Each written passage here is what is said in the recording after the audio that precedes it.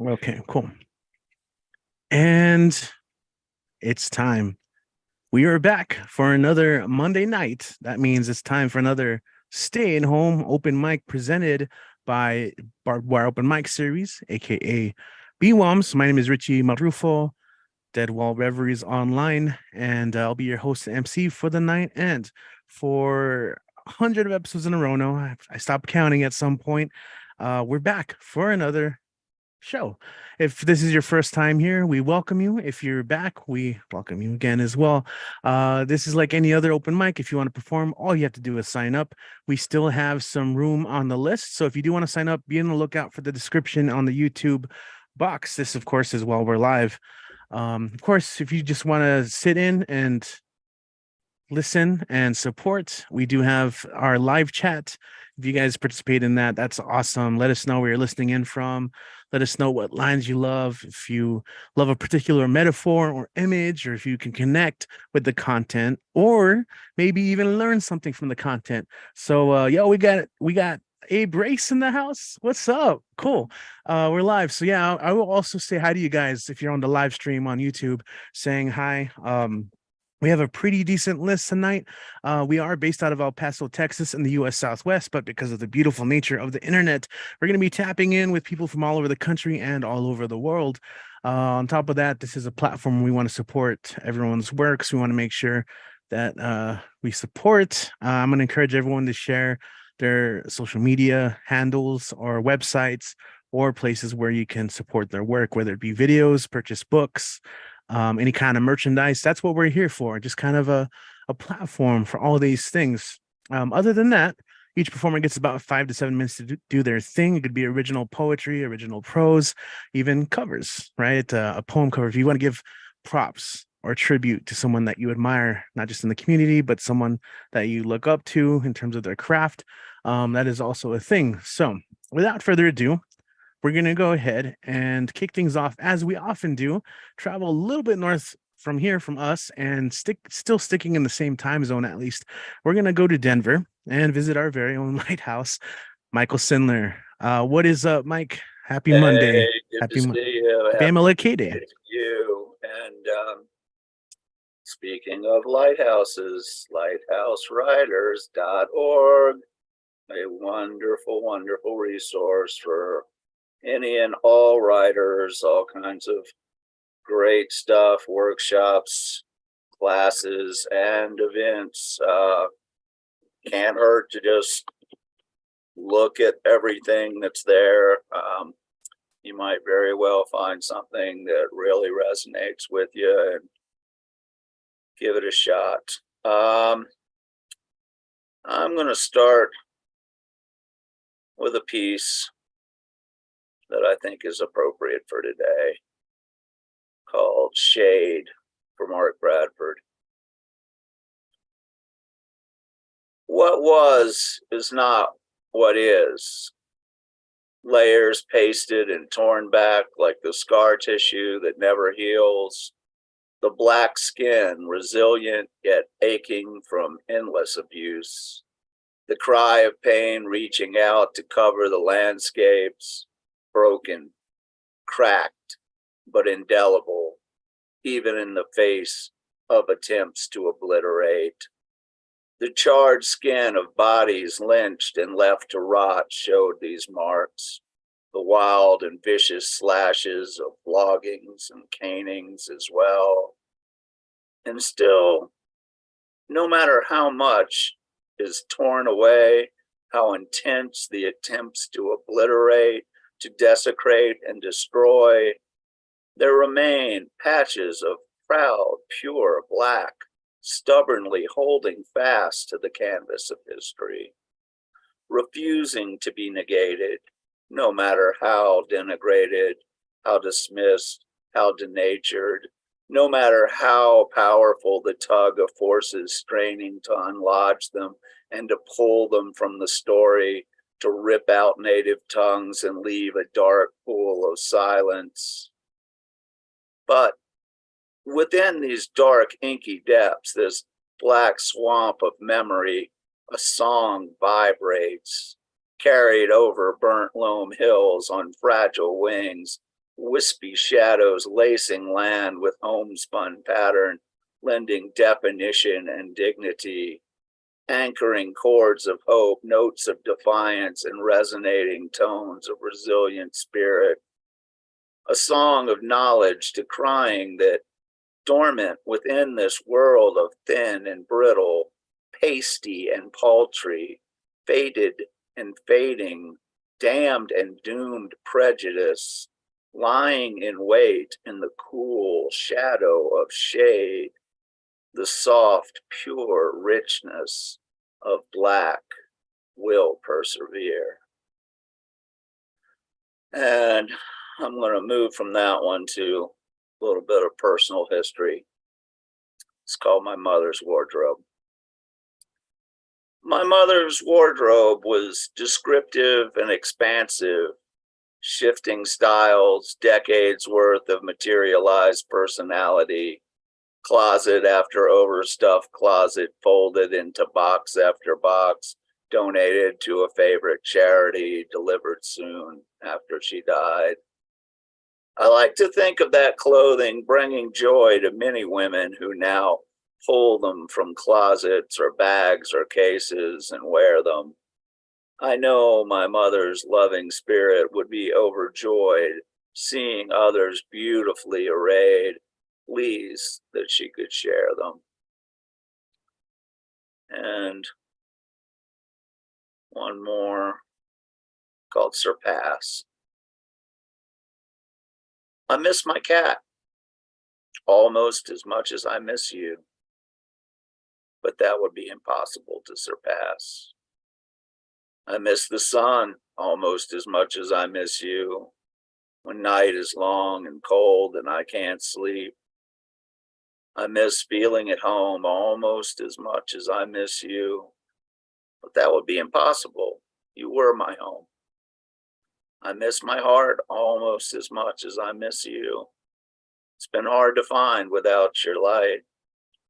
I miss being loved almost as much as I miss you, but that would be impossible to surpass. And I will go ahead and put on the hat. And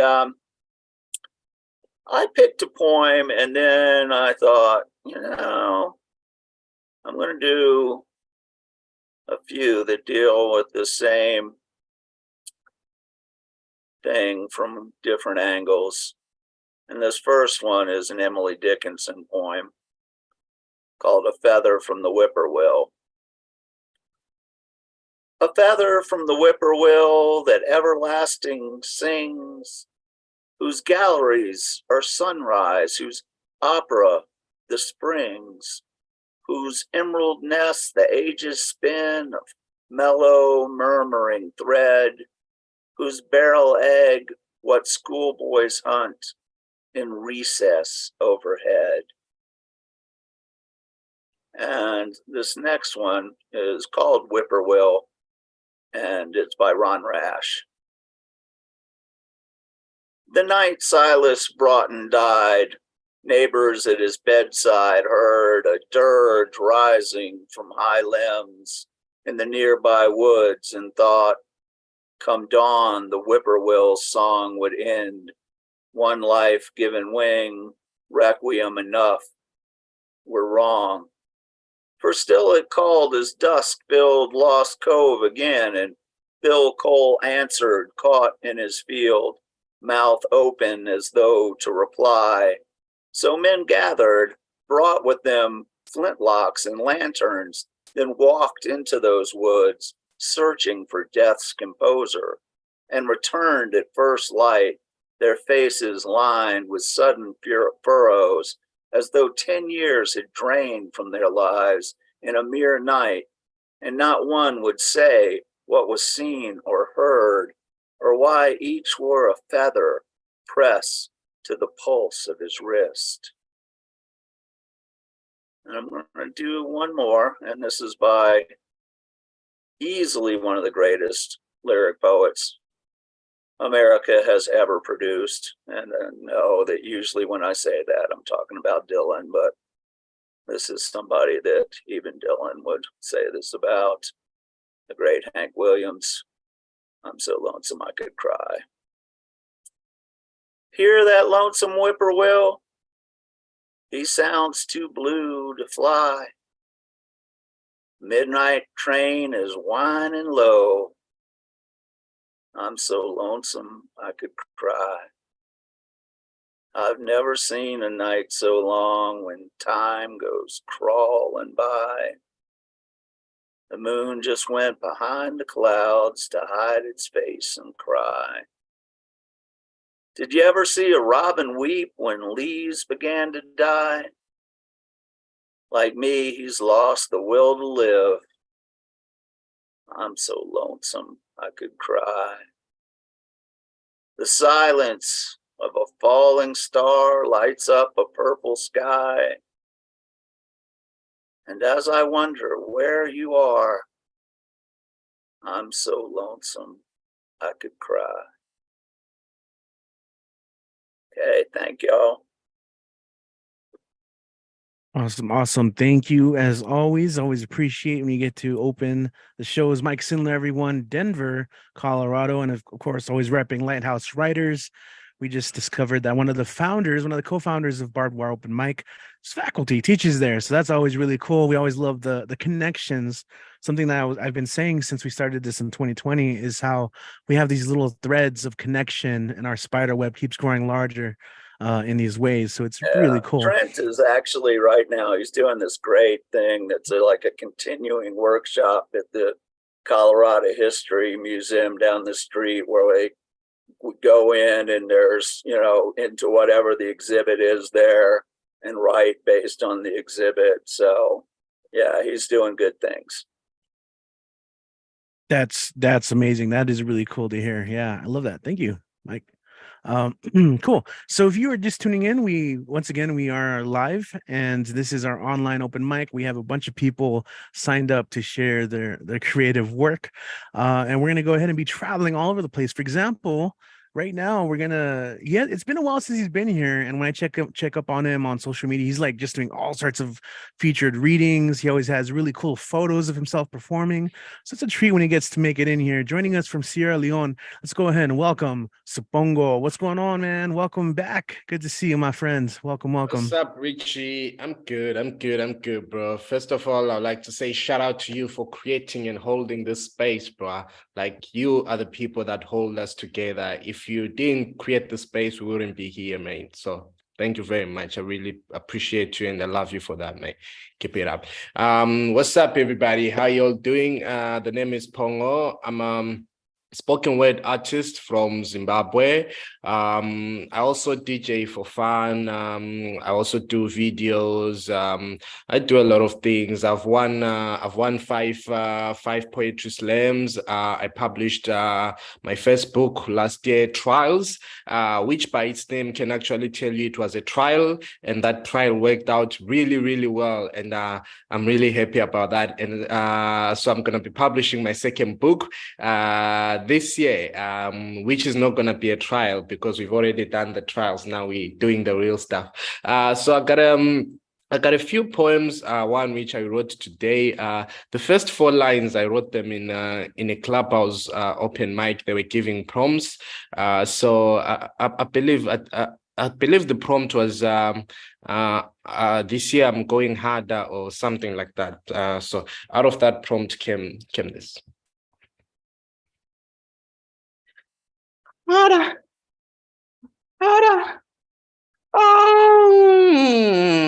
I'm going harder, like I've been waiting to hit it since elementary.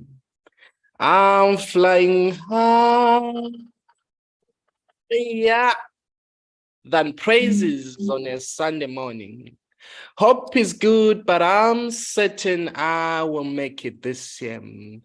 I believe not in Jesus, cause that nigga stole my land and gave my grandparents a set of pages that promise infinite land beyond the clouds. Now I gotta pay rent till I make a meal to buy myself a house. That's why you'll never see me on my knees unless she's dripping honey on my face. Mwah. Quench my thirst, oh beautiful queen.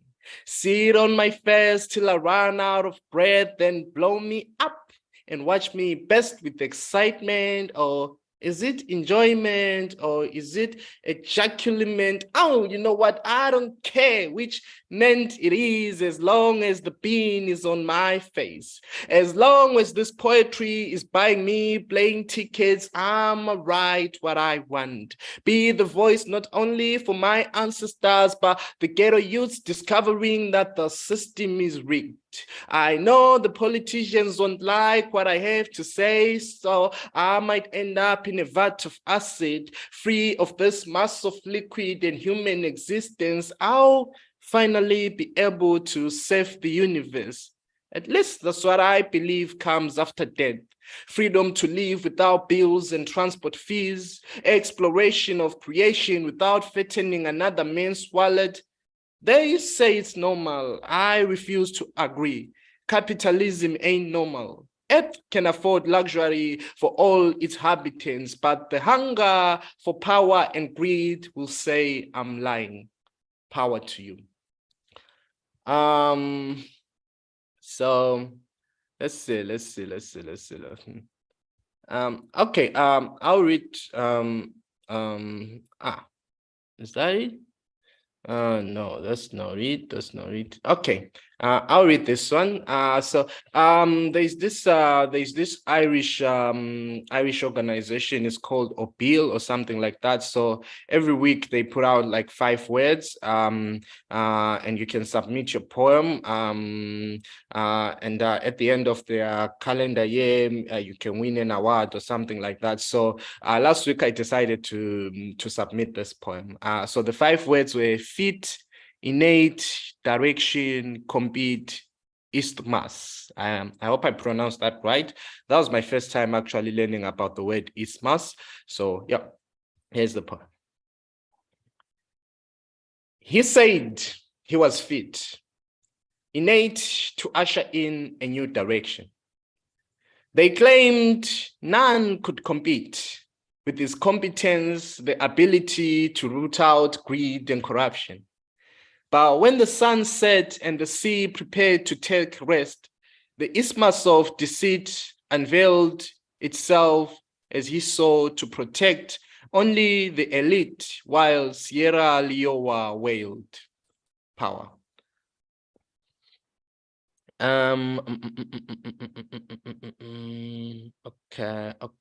Okay. So okay, I'll read this and then I'll recite something that I've memorized. This is untitled. I wrote it on the 31st of December at around 11:41 p.m. And I haven't edited it. So yeah, I hope it's okay. Riff raff, street rat, good for nothing brat. Why are you here? Who are you here? Who are you with? Where are you from? Go back to where you came from. You don't belong here. I'm not used to your kind. You are not normal. I won't waste my time getting to know you. All I heard about you, I believe without doubt. I wanted to write, you see, after that last line, an emphasis that rhymes, but you know what? That would be too sly. Like your thrift style, brief rough, street rat, good for nothing brat.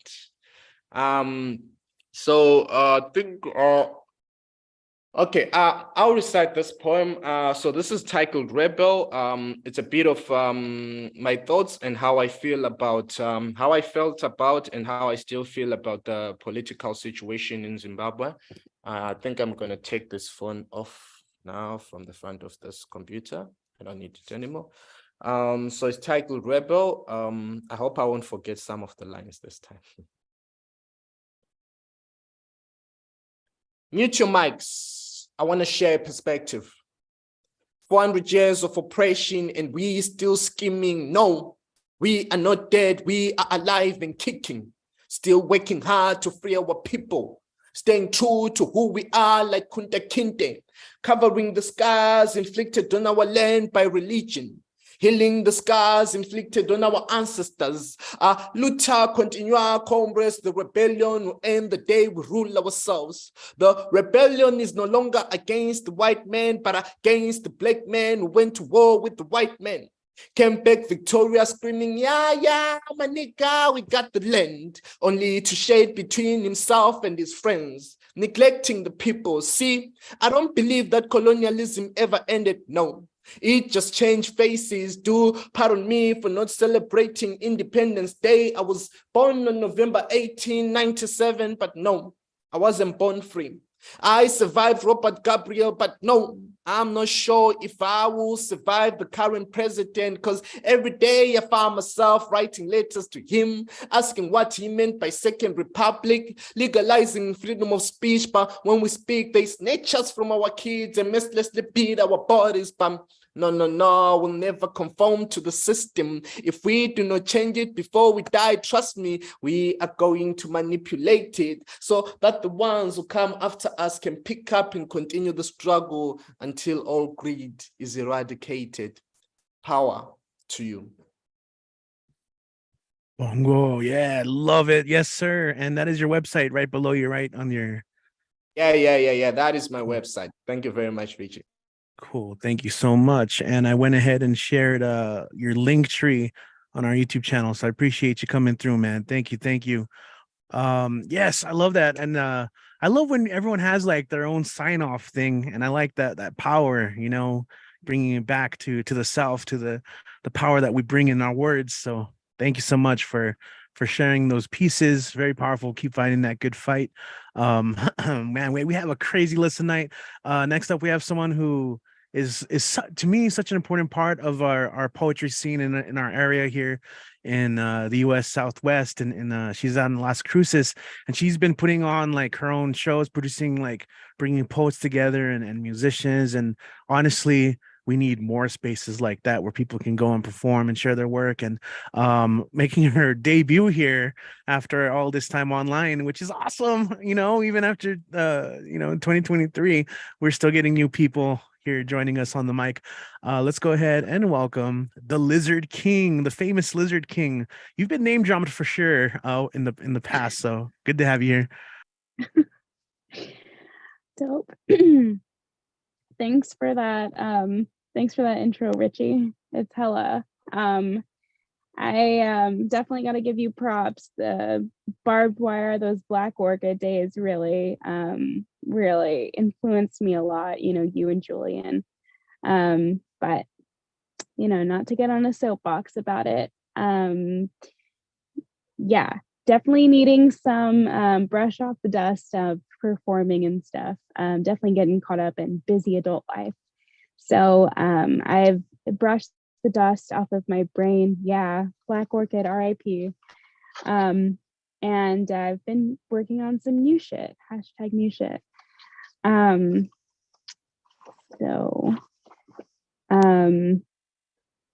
Yeah. I'm all about mental health if you guys don't know me. So that's what my stuff revolves around. This one's called First Timer. The first time I drank, I blacked out for an entire weekend. The first time I kissed someone, the first time I had sex, I was drunk.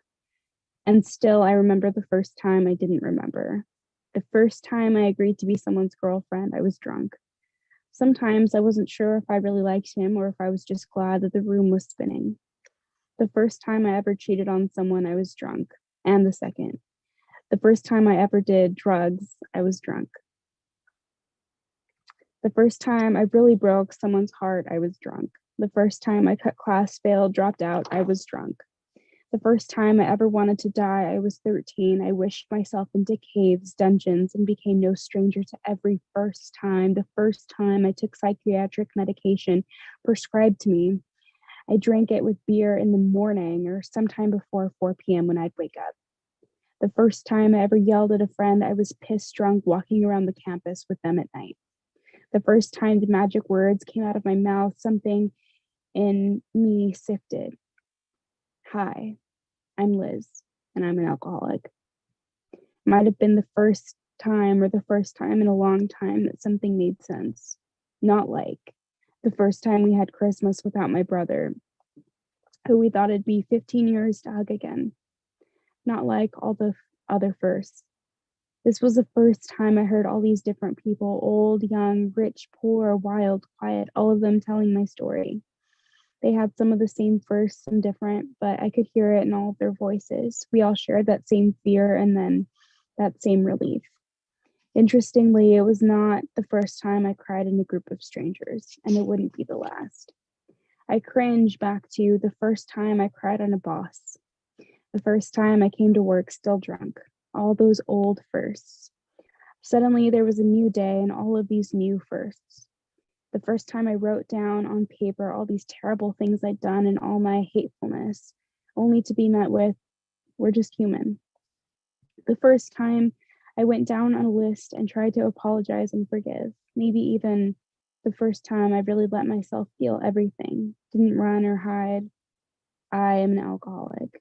Might have been the first time I was really honest with myself. Even, I think I might have a problem.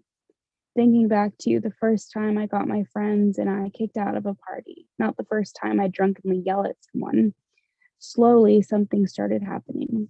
One day I woke up and then the first time in a long time, in a very long time, I wanted to be alive.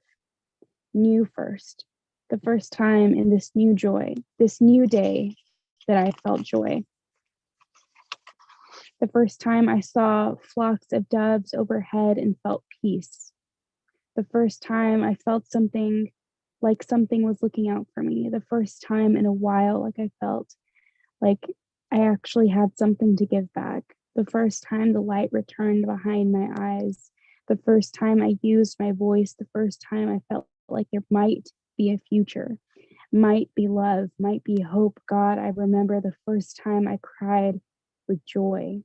So happy at this impossible life, so many arms to love and be loved. And I get to be a part of it. The first time I was here.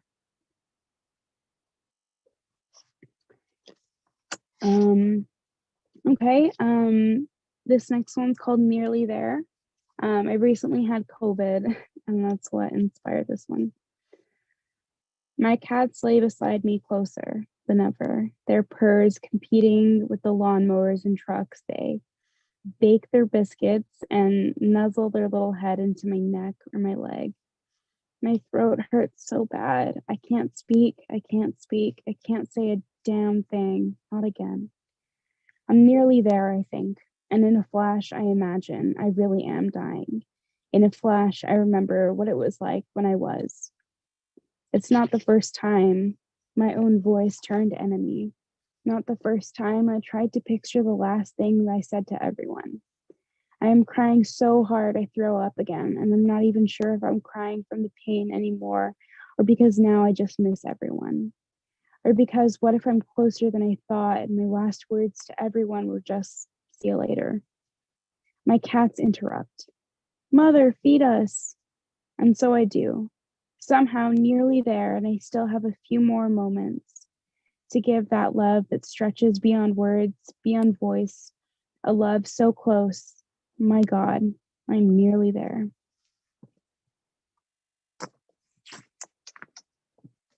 This one is from, now I'll be reading from my last book, which is called We Only Have So Much Time. This one's called I Don't Want to Write Any Poetry Today, because I have a lot of those days. I don't want to complete the to-do list. I don't want to remember anything. I am so full of feeling I could pop or maybe just fall over. I am tired of the same stories with different characters, of crying in my car, of moving slowly even when the sun is in the sky. There are 100 things I need to do, but knowing that just makes me go slower. I don't have enough time to get it all done. I have too much time between things to think and feel these things like needles that hurt in that way.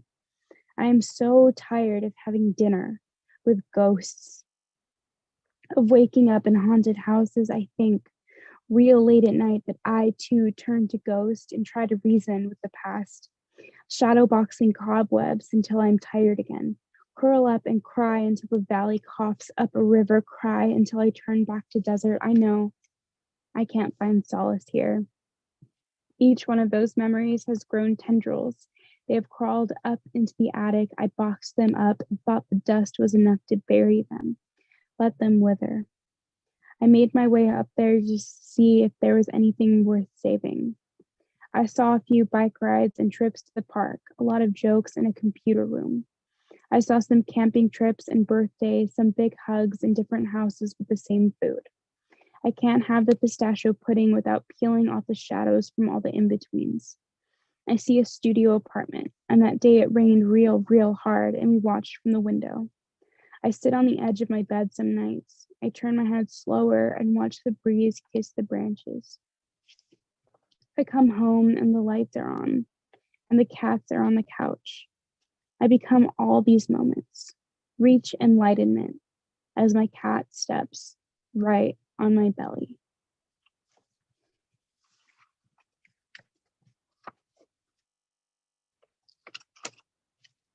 Okay. Thank you. Awesome. Thank you, Liz. Yeah. Do you want to promote Am your I out of time? No, you got another one. I'm so sorry. Go for it. Oh, okay. You got more. Okay, cool. Last one. This one's supposed to be like more of a rap, but I obviously don't have a beat right now. This is this one's inspired by Sandra Cisneros. She said, I put it down on paper and the ghost does not ache so much. Listen, I can't seem to dig this hole out of my chest. Goddamn, I've been trying my best, hardly letting myself rest, choking up silence, the words getting tangled deep somewhere inside my chest. I think there might be something good underneath. I find the words to kill the voices. I pull them out of the sheath. I prayed that the river running dry might come. Go back to that grad rap when I rapped about being glad that the goddess got me blessed and rest assured. Today I got on my Sunday best. Today I've been a Sunday mess. I suppose, I hope the kindness never leaves the leaves, something, the forest and the trees. I mean to say, what do I mean to say? The words just can't seem to find their way. I close my eyes and hit the hay, pray better for another day. The water drips down the drain. My God, I've been ignoring all my pain, too powerless to dig it up. It keeps returning, it's all the same. My screams get shushed. I try to harness what was held in older picture frames. I try to sit under the sun so long until I no longer feel the shame. God damn the shame. It lives in the closet and it knows my name. It knows the strings and buttons until I want to blame myself for this endless game. The water drips down the drain, man. I can't think of sleep falling down the sink. I think I'm getting too small to speak. It's getting dark, it's getting bleak. The water drips down the drain, man. I think it's gonna rain, man. I'm not prepared. I'm gonna wither. There's no sunshine. Bill Withers was right. I'm not all right. It's been a hell of a motherfucking fight, but still I'm here for the ride. I lay it down in rhymes. I spill my guts out in the sun, let go of that fever that pulls me out in bed, makes me hide. I find my way back to the sun, somehow feeling better. I let it aside. I let in the light. Yeah, so that's it. My Insta is Liz Likes Words, and I post about all my shows. Tomorrow I have an in-person poetry workshop in Las Cruces at Downtown Blues Coffee. I have a show in February 11th at Art Obscura, fundraiser for my organization NAMI, mental health organization. January 28th, Richie's going to be in my show in Las Cruces at Woody's Gallery, music and poetry. I definitely have a lot of events coming up and planned, music and poetry. A lot of it just all centered on mental health. Yeah, that's it. Thanks for having me, Richie. That's all.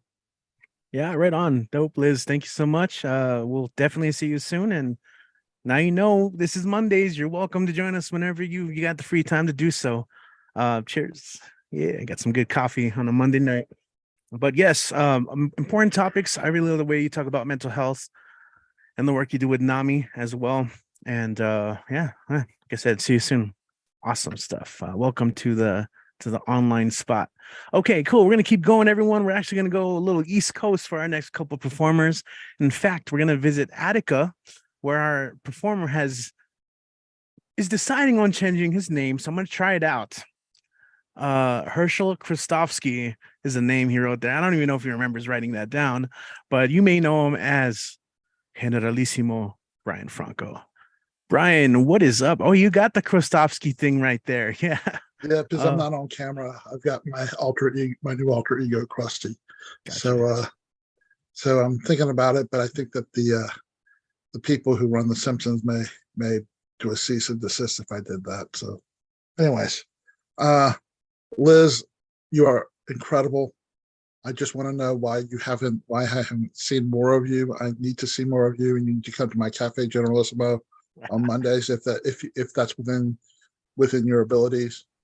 I just put all my information in the chat, and I'll put it in after I read as well. So, anyways, so let me go ahead and start with two poems from Saturday's Tumble Words that was run by Kelly Mary McAllister. Really was a wonderful one. She had these videos of dancers, and it was just really fantastic. So the first is called Noisy Stuff. Silence is never silent. Silence can scream, silence can cry, silence can laugh. When we refuse to talk, we communicate like a staccato Gatling gun, destroying all in its orbit. A stare, a roll of eyes, a sigh, arms crossed, fingers tapping nervously, lips tucked, toes tapping on carpet. Every gesture, every slight movement is a telling stories that are never verbalized. Novellas are written without pens or laptops, or metaphors or denouement or foreshadowing, casting shadows across memory and history. Next poem is called They Always Do. Winter is no longer. The flocks will fly north from south. They will fly in formation. They always do. They will leave injured brethren behind as rules of nature dictate. They always do. They will find fish and lakes, fruit and trees, flowers and meadows to dine on, sort of rest areas with free lunches. Some will crash into windmills and other man-made structures not surviving, but the survivors will come home only to return south every year as nature dictates. They always do. And then I'm just going to pull up 3 love poems. Oops, that's the wrong thing. Here we go. There we go.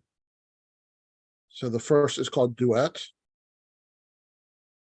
Close your eyes. Open your soul. Take a shallow breath, the type of breath you take when you are aware the air is fresh and void of pollution, an unspoiled shoreline or mountaintop. My arms are beginning to wrap around your back. The tips of the fingers on my left hand are touching the curve of your right shoulder. My right hand is against the flat of your back below your left shoulder blade. My heartbeat quickens because you are you. I inhale through my nose, which makes a slight whistling sound. As I release my breath, my heartbeat slows a bit. You inhale through your mouth as your arms surround me like a non-restrictive straitjacket. Your fingers find me where my rib cage resides.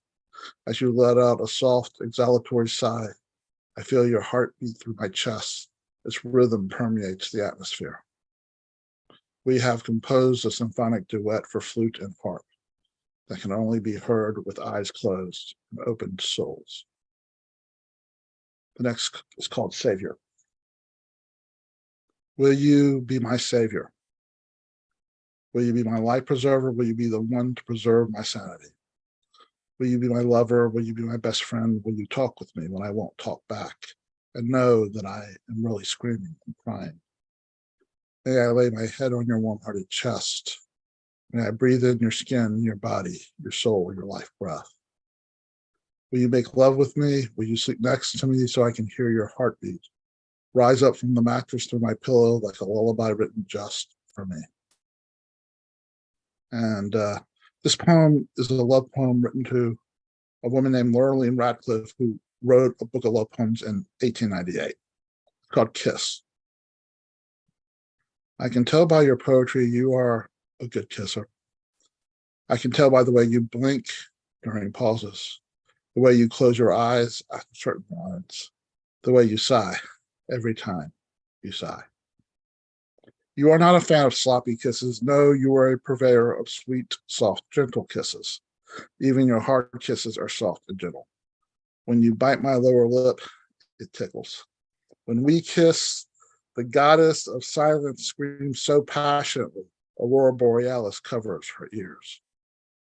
And though I shall never know your kiss, when I read your poetry, I hear your voice, how your every breath respects your thoughts and provokes words to come alive on page and give a sweet, soft, gentle kiss. Thank you. And so I have my next Cafe Journalism will be Monday, February 6th. And then on the 25th of February, I have a Tumble Words workshop called Consequential Words.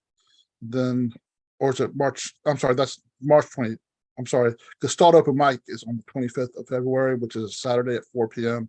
And then on the 25th of March is the Tumble Words workshop. So thank you very much, everyone. And thank you so much, Richie. Thank you, Kit. And I'll thank your mom, even though she's not here, for giving us you. As always, we really appreciate Robin. Thank you, man. And yes, thanks for coming out and sharing. For the uninitiated, people enjoy these online shows. Hold on, I'm trying to get back here on the spotlight. There we go. Yeah, for the uninitiated, if you like these online spaces, want something kind of casual, check out Cafe Generalissimo. I'll go ahead and share some of those links as well on YouTube. Shout out to everyone right now watching on YouTube. I see Sandy is there. What is up? Always good to see you. Brace, I saw there a little bit early. Yeah, if you're watching, just say hey in the live chat. Let us know you're here. And yeah, we're going to go ahead and keep going. In fact, we are going to stick around to the East Coast. We're going to travel to Pittsburgh for these next couple of performers. And we're going to check out some poetry from Vale Larkin. Vale, what is up? Vale in the house. Hi. Hey. How you doing? I'm great. How about yourself? Pretty good. I'm going to clean my glasses for 2 seconds, so pardon me. Cool.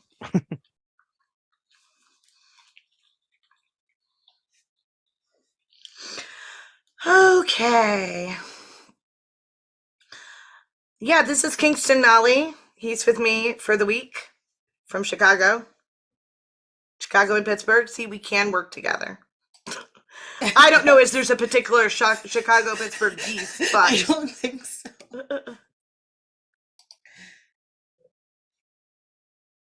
Okay, sorry, I'm having a moment with my Zoom here. Okay, here we go.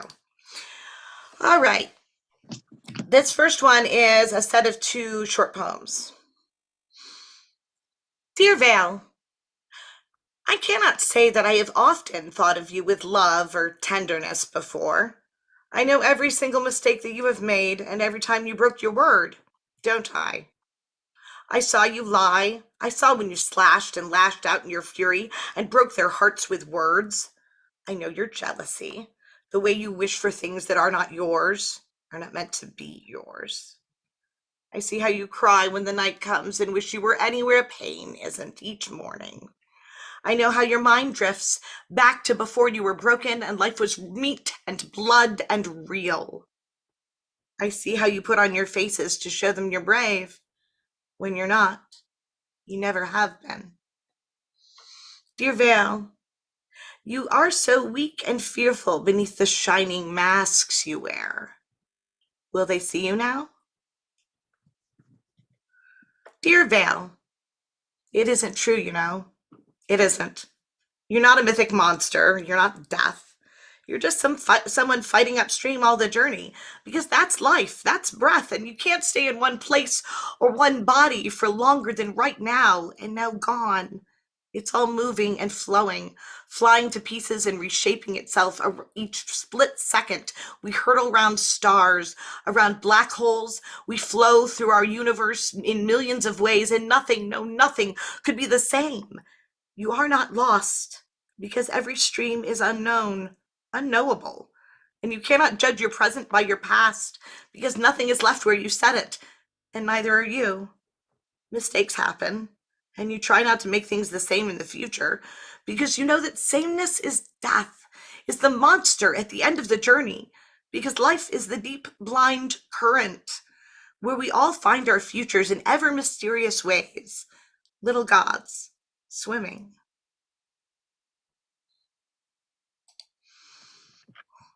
And next I have a piece called Entanglement.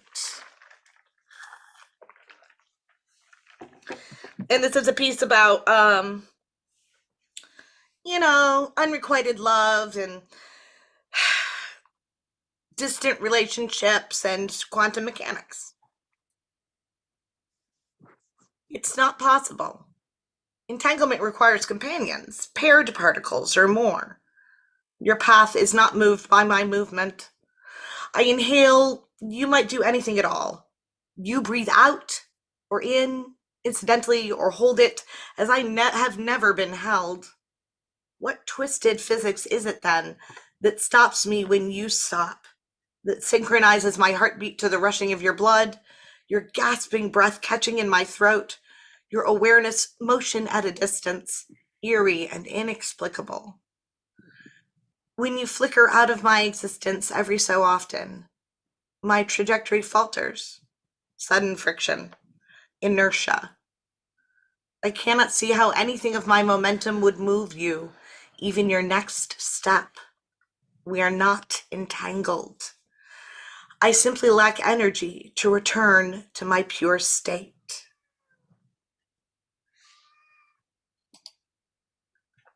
And one last one. This is called The Fool. One day I woke up and said, what would happen if I took them off? My carefully crafted faces, my masks to make the world like me more. I tried it, unpeeled a layer with my nails and spit out a truth at a crowd full of strangers. The applause was unexpected. I tried again, brought guilt, brought lurid lust and glitter-bright greed and the most dreadful witches for power, acclaim, and understanding. Worship and wonder are weird things from the lips of comrades. Once more, I opened my mouth as wide as it would, vomited a torrent of truth from my deepest well of shame, watched it drain away, and when I had voided my heart, lungs, and entrails, turned to my friend who had burst into tears, and sympathetically dragged truth from their own core, poured it out, and sobbed in relief with me. 10 minutes of scrubbing, and all those shamed years drained, purified, and set in new frames. Truths are like doorways that always stay open. Truths are like windows as clear as the air. Truths give us waypoints to find all our paths. Truths give us swaddling to soothe and to succor. And anywhere we go, they go, and anyone we know grows through them, and still we run faster than meaning to elude them. The applause clatters like footsteps running away. Worship is misdirected. Catharsis is nothing. Wholeness is alone. A pure heart is impermeable. The world eats its young. And life, it ends, my lovelies. There is a truth for all of us. Sorry. Yeah, no, that was legit. That was never mind. I was gonna use the weird phrase. Some bed shaking truths, but yeah. Thanks. I don't know. Did you have another one? I didn't mean to interrupt. No, I Okay. did 3. Okay, awesome. Cool. Well, this Thanks. kind of works out perfect because up next is Kingston joining Vale in Pittsburgh. What's up? Hi. Hey, how you doing? Do you want this minimized? Just to get it out of the way. Yeah. Okay. So Here, I'll bring it up. thank you. Introduce yourself while I'm bringing it up. Oh, hi, I'm Kingston. I'm a poet. I love writing poems and occasionally I perform them.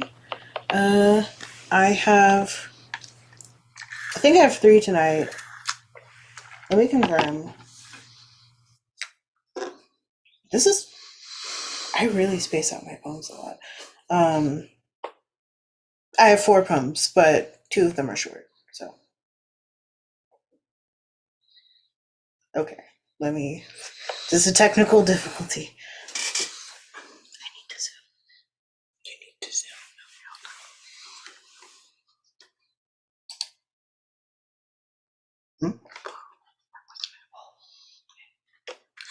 Give us just a second. I am just getting the Kingston's file open and into the view they need it.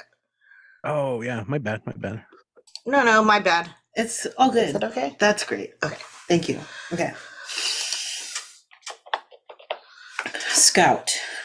Trigger warning for gender dysphoria, mention of a psychiatric hospital, hard/adult language, and nudity.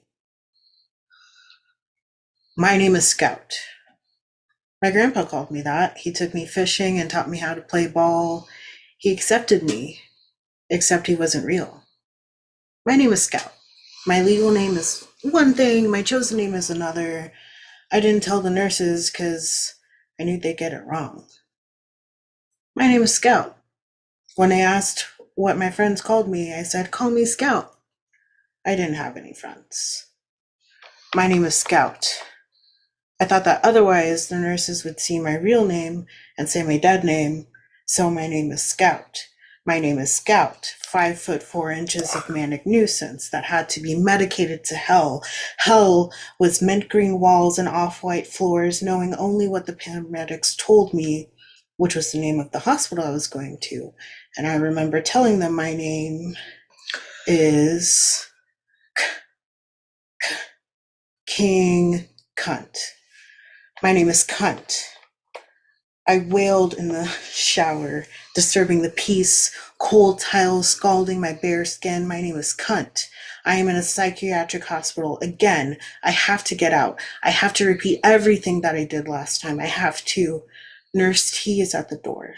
She asks if I'm ready. I'm ready. I crack the door. She blocks my way. She says, please don't let your freak flag fly. I'm naked.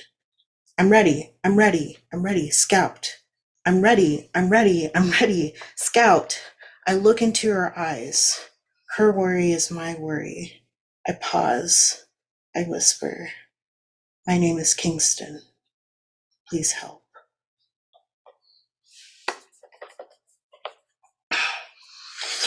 You should let him go. The world you live in is built for his benefit. He is afraid to confront the society that provides him comforts he hasn't earned at the expense of others. He wants to believe that y'all are on equal footing in this country. He thinks that you need a hand when really his hand should dismantle the forces that push you down. Be your own. Be with those who understand your struggle with no explanation needed. He is not worth the labor. Sure, let him be your boy, but never your man. Trust and verify as a friend, but never as a brother.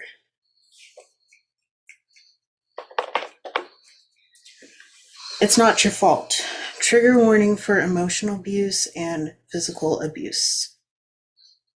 I remember the night you felt like your body was melting into a sea of body odor, food crumbs, and dandruff. I know that night you felt the smallest you had ever been. His hand on your back was like the world saying to know your place. You thought you were meant to be a stress ball clenched within the fist of a man who wanted you. You were wrong. It's not your fault. I remember the nights you would press your back into your bedroom wall, remembering his back against yours was the only way you could sleep. I know intimately how the cold seeped into your skin and froze your spirit. It's not your fault. I want you to know that I love you more than he ever pretended to. It's okay that you laid down and burned. It's not your fault. You didn't hand him the lighter. It's not your fault. Your skin healed faster than I forgave you. I'm sorry. I'm sorry. I'm sorry. It's not your fault. I want you to know that I am grateful for every breath you took that night.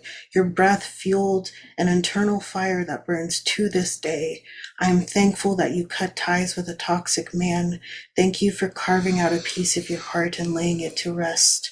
I want you to know that it's okay to remember the pain. It's not your fault. I know you think about him sometimes. It's okay. It's not your fault. Thank you for never going back. I'm proud that you can now sleep on your back peacefully, covered in clean sheets. And your rap sheet isn't clean. You made mistakes, and that's okay. I want you to know the path you took afterward led you to a healthier life. Someday you will spend your mornings walking around your neighborhood and happening upon willow trees that feel like home. You will find peace in the air that you breathe. You will learn that you are not your thoughts, feelings, or memories. You are not your past. You will love yourself as much as I love you. I want you to know that it doesn't get better. You get better. You'll find safety. You'll find a home. Thank you for braving a rope bridge to become a person who is open and accepting of their identity. Thank you for looking into a mirror, seeing me, and making peace with your dissolution. Thank you for transitioning. I'm so grateful that you breathed life into me. Do I have time for the ones? Hey, Richie. Yeah, what's up? I like the whispering. I can Okay. what's up? Do you have time? Do I have time Yes. for Yep. one more poem? Okay, cool. Mhm. I want you to be lonely. Trigger warning. Mention of rape, PTSD, and emotional abuse. I have to take a sip of water.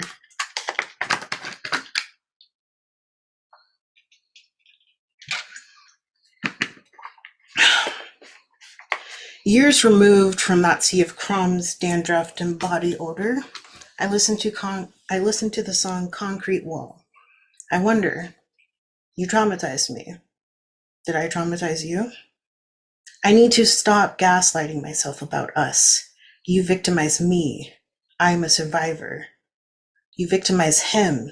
You fixated on me. You isolated me. You had suicidal ideation. You shocked me. You scared me. Did you love me? Did you hate me? Would you have raped me? I have nightmares. I have wet dreams. I'm so fucked up. When I am manic, I want to find you. I want to punch you in the face. I want to hug. I want to cry. I want to frolic through the snow. I want to watch music videos. I want to touch your dick. I want to smoke weed. I want to sing. I want to laugh. I want to fuck. I want revenge. I want to suffocate you. I want you to be lonely. Thus, there is no closure, no healing, no growth, no forgiveness, no daydreaming, no love, no peace. Thank you. Awesome. Thank you. Thank you so much. And yeah, thank you for asking too, by the way, about that.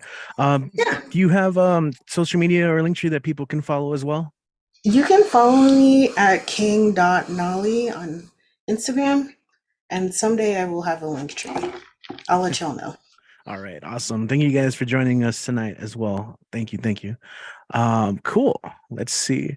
I was man, you guys are dropping some good, vulnerable, personally heavy stuff, and there's a lot of healing in that, and a lot of like I think people listening too will be able to get a lot out of it. So just for everything I've heard so far, and we still have so much more. So we're actually gonna go to the West Coast now, aka the Yay area, and a couple of facts from today from our next performer, as they've laid out in the sign up. One, Argentinian Moscato is their favorite kind of wine, so hopefully you have a glass readily available on you. Awesome. French fries and lime juice are scrumdiddlyumptious. True. They love BWOMS. That's cool. That's you don't have to, shucks. And 4, they are not a robot, which is exactly what a robot would not say. Anyway, let's go ahead and check in on the lovely one and only Finn Bell. What is up? Happy Monday night. Happy Monday night. I look forward to doing the sign up and what crazy things I'm gonna have, like Richie read. Because you're so game to read them. I love that.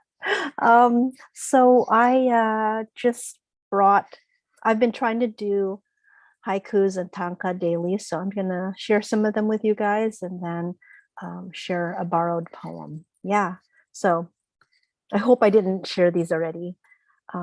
January 10th, gray rain cloud, celestial snot. Bless you, sky. January 12th, the hummies stopped by seeking sweet in the wet trees. I preferred sugar. January 13th, love unassuming. Pablo was onto something, shadow and the soul. And then the 14th is where I stopped. I haven't done any in the past few days. Shame on me. I did a tanka, out to sea. The wave, brave, seeks others of her kind, hurries back nestled. She flirts, flicks her foam outward, an ebb and flow mating call.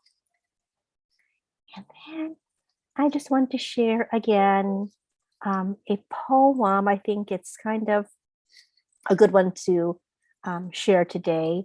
It's America by Richard Blanco. America, Richard Blanco. Although Tia Miriam boasted she discovered at least half a dozen uses for peanut butter, topping for guava shells in syrup, butter substitute for Cuban toast, hair conditioner and relaxer, Mama never knew what to make of the monthly 5-pound jars handed out by the immigration department until my friend Jeff mentioned jelly. There was always pork, though, for every birthday and weddings, whole ones on Christmas and New Year's Eve. Even on Thanksgiving Day, pork fried, broiled, or crispy skin roasted, as well as cauldrons of black beans, fried plantain chips, and yuca con mojito. These items required a special visit to Antonio's Mercado on the corner of 8th Street, where men in Guayabero stood in Senate blaming Kennedy for everything. Ese hijo de puta! The bile of Cuban coffee and cigar residue filling the creases of their wrinkled lips, clinging to one another's lies of lost wealth, ashamed and empty as hollow trees. By 7, I had grown suspicious we were still here. Overheard conversations about returning had grown wistful and less frequent. I spoke English. My parents didn't. We didn't live in a 2-story house with a maid or a wood panel station wagon, nor vacation camping in Colorado.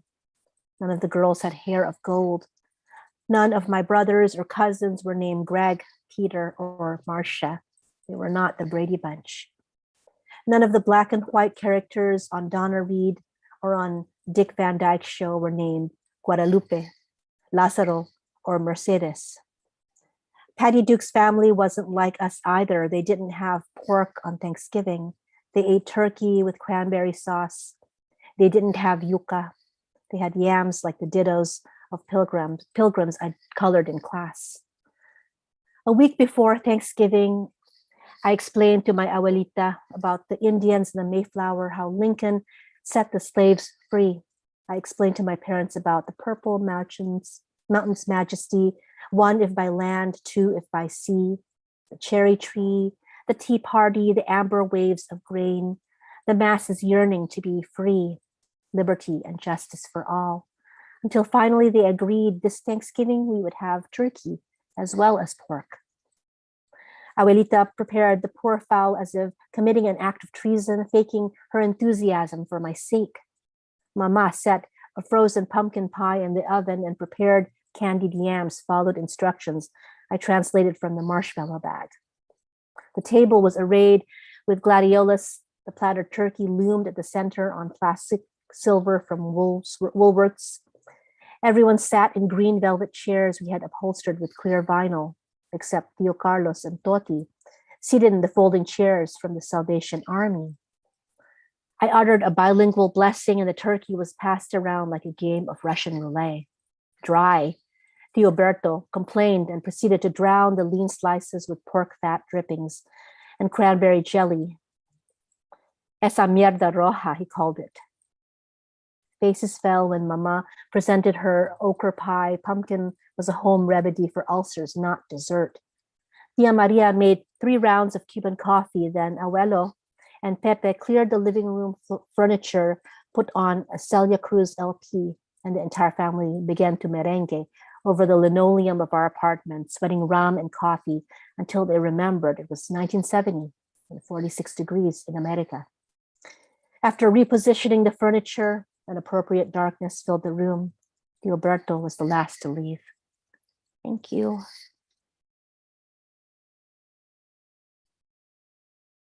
Awesome. Thank you. You want to plug any events, or how can people catch you next? Some stuff you have coming up. Yes, sir. This Friday and Saturday, I have my bi-monthly Wake Up and Write, which is a 45-minute free writing sprint session. I will post that in the chat. It's just a direct Zoom link. And then also on the 26th of January, which falls on a Thursday, is my final January Fincabulary open mic of the month. And it's called FUBU, Furbies, and Friends. It's a tribute to the 1990s. So bring everything 1990s, TLC, you know, all that good stuff, Silk, Freak Me Baby, whatever else was 90s. So yeah. So that, yay, all in the chat. Awesome. Thank you so much. A nice block of nostalgia there. I love that. Yeah, check them out. And you always come up with the coolest like themes and titles for them. I enjoy them. Alrighty, then we're gonna keep going. We got some more peeps signed up. Once again, if you're just tuning in, this is our online open mic. We do this every Monday. We might have some spots still open for tonight. So if you're watching this live, you're more than welcome to sign up. You can find a link in the description of the live stream. But of course, if you're watching this during the week, you're welcome to join us any Monday because we're going to be here on Mondays. You can find the link to sign up on our BWOMS social media, usually Instagram, Facebook. We make an event page and all that stuff. So you can just look up Barbed Open Mic. Other than that, you can also subscribe to our YouTube channel while you're here because I've been putting up a lot of new content, podcasts, studio performances, live performances, with a lot more on the way. So lots of cool stuff to look forward to in terms of like creativity. We're going to go and keep going. In fact, doing a little bit of ping pong action. We're going to come back to Pittsburgh actually and visit Andrew Pryor in the house. Is going to share some fiction with us. Good to see you again, man. Good to see you too. Yeah, I just have one short piece to read tonight, so I'll just get right on that. So without further ado. You pay attention to revolving doors afterwards, the ones in front of high-rise hotels and airports, the ones that never seem to stop or even slow down. Behind your eyes is time-lapse photography, sped up closed camera security footage of a shuttered storefront, grainy film of a bulletproof door raising and lowering like the valve of a heart. Grief is a closed circuit, a locked groove on a record, of a running in a loop. A wrecking ball swinging in a wide arc, smashing through the evergreen trees and never tiring. A comet that glazes the surface of the earth with its gravity, broiling the dinosaurs day after day until they lurch into the tar pit, flailing for something they've lost. Certain words sound like palindromes, but are not. They've just said so many times the edges are sanded down into the two halves of a sphere. Condolences and congratulations and condolences. What did you know about grief before that wasn't something someone else told you? Passed down like the pressed death's head moth between the pages of an Oxford dictionary, flattened by the weight of words. You bake cookies as airless and flat as sympathy cards, whisked to death in a round metal mixing bowl. You spit chewed gum into your hands and roll it between the flats of your palms until it's as round as the crown of a newborn. You imagine yourself as an hourglass adrift in the far reaches of space, sand drifting and meaningless within you, and you grit your teeth and get up and walk over to the TV and flip around the channels until you see a commercial with the ocean on it. You imagine yourself as someone walking to the ocean in the middle of the dawn, even though you've never been to the ocean, but you've heard the noise of the waves and commercials for unfamiliar countries, beer you've never had the urge to drink, and it seems like the only thing big enough to kill what's inside of you. And you reach your hands up to the rising sun as if you can grab it and keep it from moving across the sky this time. Stuff it down into the ocean until it smothers out in a wisp of smoke. And you close your eyes and you're buried and unburied and buried again. Flattened sand falling through the round lips of a corpse, ears unhearing with sand, insides tumbling and adrift in the darkness. And then the commercial ends, and you look out the window at the snow falling, the specks of white tumbling end over end and softly impacting the ground. And it feels unfair for life to go on after something dies. Even something so small that no person in their right mind would miss. Awesome stuff, man. Love the imagery in that. And also, not very often we get second person narration and stuff. So I like that. If people want to connect with you, how can they do so? I have a podcast. I'll link it in the chat, but you can also find me on Facebook. Awesome, cool, and I'll make sure to share that. I know, I know, I ask that every week, and you guys are like, "I'm so tired of telling you," but I guess that's with the idea of new people, new owners in mind, or new owners, new listeners, new viewers in mind. But thank you, yeah, and that's really cool stuff. Love the pros. Definitely would love more of that, from people watching. So it doesn't just have to be poetry, guys. Just any kind of written expression, spoken expression, music. Alrighty, then we're going to go ahead and continue. Stick around on the East Coast. Our next performer is a host of the Garage Poets Open Mic. It's a monthly Zoom open mic, third Fridays at 8 p.m. Eastern time. And he's been here before. So it's always great when he can make it back and make the time for us. Let's go ahead and welcome Jeff Taylor. What is up, man? Good to see you again. Oh, wait, there's no sound coming through.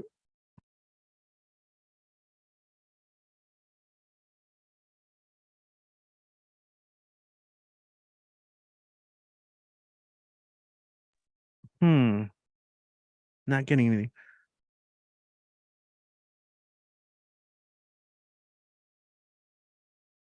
No, nothing.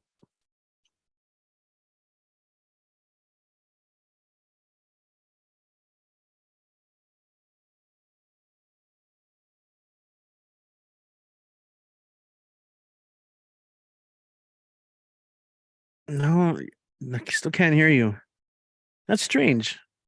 That does happen to people sometimes, when they log in and their mic doesn't connect or.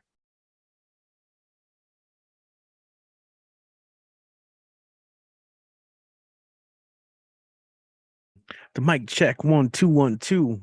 BWOMS. Hold on. I'll switch it up. Switch it up. Oh yes, that's a really good point. Good point. If you have That's happened to me before actually. If you have Bluetooth, sometimes the mic will accidentally connect on the buds. Tanish is in the house. What's up? Thanks for that tip, by the way. Yeah, some of you guys snuck in. I didn't even notice. We got Tanish here and Mr. Tessa Somok. Okay, man, did I miss anyone? Okay, no, people are still here. Okay, cool. Jeff, let's maybe try again. Go ahead and keep trying, and then once I hear you, I'll switch back over. Are you good to go? Oh, gotcha. You're okay. You heard in my statement. Gotcha. Cool. Talking things. Really quick. So maybe while he troubleshoots that, just really quickly want to mention once again, you can follow us on our social media, Barbed Wire Open Mic, Instagram, Facebook, Twitter, all that stuff. We do have in-person events as well as this online open mic every Monday. If you are in the El Paso area, we do have an open mic in downtown El Paso. So if you find yourself ever visiting, hit us up. We usually have something going on. In fact, next Tuesday, due to popular demand, we are going to be having a poetry night. Strictly poetry, no comedy, no music. Just we want a stage for people to share their work, and hopefully a safe space for that. And hopefully we can get a lot of people out. That is going to be at a venue called Capri. They serve coffee and cocktails, and it's by the university. That's Tuesday the 24th. Tomorrow we're going to be at Mona Bar downtown El Paso. That is an everything open mic. We've been doing that for a while now. Even before the pandemic, we were there. And we also have the last Thursday of every month at Old Sheepdog.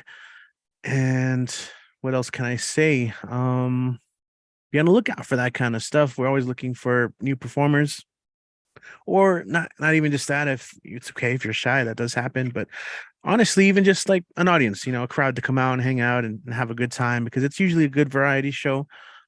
This past week we had one at Craft Rhythm and Brews. We do that one once a month as well, and we had a lot of musicians show up that night, which was really great. We had a band play. We had a couple new people do their thing as well, and some familiar faces from years back that we hadn't seen in a while. So it's all good. Again, I do have media that I'm posting here on our YouTube channel. Let me see. Do we want to try and maybe we'll go to Kit, and then we'll check in back with Jeff and see if maybe we got the mic thing, because also sometimes I know with Zoom the wires get crossed, and so sometimes people log out and then log back in, and sometimes that's all it takes. I don't know why it does that. It's so weird. but I don't have to tell Jeff that as a host, he's probably counted all this stuff as well. So we'll put a bookmark, come back to him, and then check on the tech. But for now, Kit is a man of many feuds.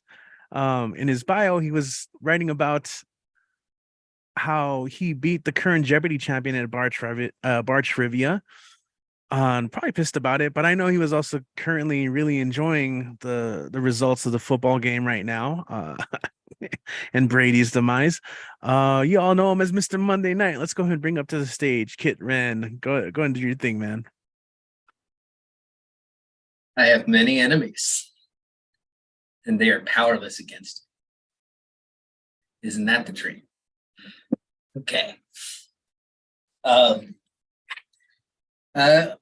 Quick one from me, and then we'll get back to the story that I started a couple weeks ago. Kind of want to make a lot of ground up in that. This is a short one in the notebook, so it's not polished, but you know the deal. Humans are impossibly adaptable. We live in the deserts and amid the inaccurately named permafrost. We wade in swamps with a bizarre confidence and take out things with our bare hands. We can talk ourselves into and out of every conflagration. Will that be our downfall? Maybe it should have been already. Do you picture, as I sometimes do, a brave and proportionately stupid man in a stolen cop car intending the citizens arrest God? I don't think it'll work, but we're running out of things to try. Okay. And now to continue with part 3 of however many it ends up being, of The Ghost Birds by Karen Russell. If you want to find birds in 20 and 81, you need to befriend the mechanical ones. Humming jets are the slender, solar-powered daughters of the helicopters I grew up with. Stu took us over to Cascades. He can turn all the water in his body into red wine and still fly straight. It's his Bible magic. Nobody lives down there anymore, right, Dad? Starling asked reluctantly when we were about an hour away from the collapsed bridges that bracket the still burning fires around the ruins of what was once Portland. I wondered what she was seeing with her inner eye. I'm sure they showed the kids hollow reels of the Great Western fires, no doubt heavily edited. Nobody is alive in that city, I confirmed. She nodded, doing her best impression of the blank mountains below us. Maybe she decided to feel her grief and horror when she returned home. Starling, like me, is a master procrastinator. I can put off feeling things for years at a time. She looks like me too, with that face like a blasting cap. When we do erupt, watch out. Yesenia told me as I was packing my things that she'd had an epiphany. I used to think you were crazy about me, Jasper, but now I understand that I made a grammatical error. I'm not the object here. When I delete myself from the sentence, guess what? You're just crazy. When Yesenia suggested that I look for a new place to sleep, I felt an avian calm come over me. I used old coordinates to navigate through the blinding storm. Do you remember? I asked her. When I opened the bedroom window in our first apartment in sub-zero temperatures to let in the ghost of a female nightingale. It was one of our touchstone memories. Her gasp of joy had been as beautiful as the night song. I was always pretending, she said, but you make it so we have to pretend. You're like a little boy that way, Jasper. I'd rather smash my own thumb with a hammer than see the face you make when I tell you I don't see the ghost birds in the eaves of the St. Francis Cathedral. I'd never heard a sadder laugh in my life. Not one dead pigeon, Jasper. On one of our last nights together, Yesenia and I had it out. She refused to let me take Starling to hear the ghost of a hermit thrush, which had been singing late into the evening in the sunken multiplex. She is happier than you and I will ever be in this world we made, and you resent her for it. Jasper, what kind of a father wants to turn his daughter's body into a haunted house? Your birdwatching crew is totally unhinged, Starling once told me approvingly. Her mother said a version of the same thing in a different key. 2 weeks after the surveillors released Susie, she killed herself. All the hundreds of readings she'd taken and risked her life to smuggle home from the cloud forest had come back bone white. Nobody knew if there had been a problem with the exposure or if the Trognidae family of birds was leaving us for a second time. One song had survived, Susie's recording of a violaceous trogon. 12 down-slurred notes repeated with a plaintive intensity, an ancient song forged in Eocene sunlight. I played the ghost audio recording for Starling and her mom. Both listened patiently for the first 22 minutes, and then Yesenia stood up and pantomimed a scream. Jasper, she said, we would be separated in 3 months, although I did not know it at the time. To me, this sounds like a horny chihuahua. I like it, Starling said from the sofa. She tends to side with whichever of her parents seems the most downtrodden on that particular day. Even knowing this, I felt my heart lift. I knew you would, honey, I said, beaming at her. What do you like about it? Her mother said. To me, it sounded like cow, cow, cow. Starling looked from Yesenia to me, and I was struck once more by the mature sadness in her dark, enormous eyes. I like watching Dad's face while he listens. To be safe, I'd had Stu take us in 3 hours before sunset. We had seen the domed compounds of some of the wealthiest people alive glinting on the bald slopes of the eastern Cascades, spaced with desolate evenness above the scalded valley. They covered these mountains in bubble wrap, Stu said, an analogy that was lost on my daughter. A new fire was burning in the Great Scar, formerly Southwest Portland. Wind turbines turned below us like huge flaming dandelions. None of this surprised my daughter. What raised her from her stupor was a flash of green. Are those real trees, Dad? More mysterious than the choking dust storms and orange skies, harder to comprehend than the Great Scar or the red zones. These pockets of inexplicable green health baffle us all. Rapunzel, Rapunzel, let down your hair, Stu said, hovering over a small hilltop clearing half a mile from the school and tossing out the rope ladder. After Stu flew off, we made camp. We being a touch generous, Starling kept jumping from rock to rock, staring into the canopy of leaves. The plan was that we'd spend the night here and get picked up by Stu at dawn. I felt almost giddy. We were far from the sweep of her mother's monitoring eye and the blue sinkhole of the hololite. The toppled firs and pines had made a path for us, a raised walkway through the undergrowth. I watched with a rush of pride as Starling stretched out her arms to balance on the wild red trapeze of a quake-felled ponderosa.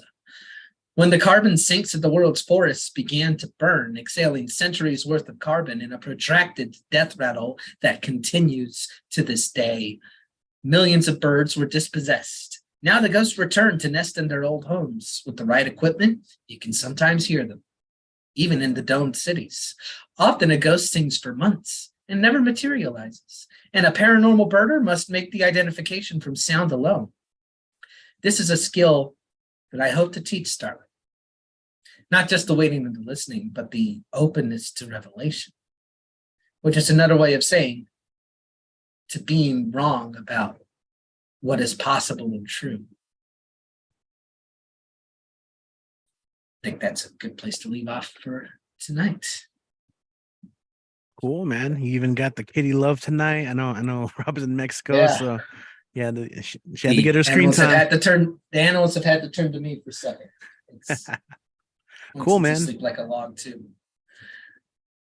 We're all partying in here, but yeah, as we say, Instagram at Kit Ran Away, Twitter at Kit Talk Sports, Ko-fi.com/KitRen, some essays about football, Facebook, Kit Ren, PayPal, if you want to send me money. Let's see.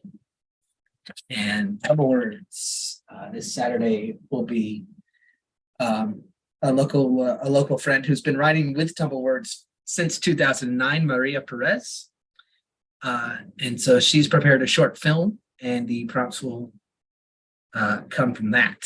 Then the week after that, unbeknownst to me, Bill Sparks has a brother who is a book writer for musicals, and he wants to give a talk to us, and that should be a fascinating time. As you heard Brian mention, we had a great workshop with our friend from Toronto, Kelly Mary McAllister.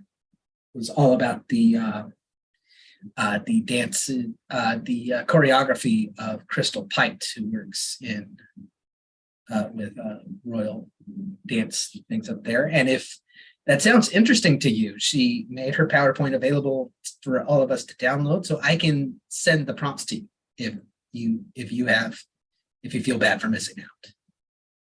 And you can do that on your own time. But yes, Tumblewords every Saturday, 1 to 3. Contact me for more about that.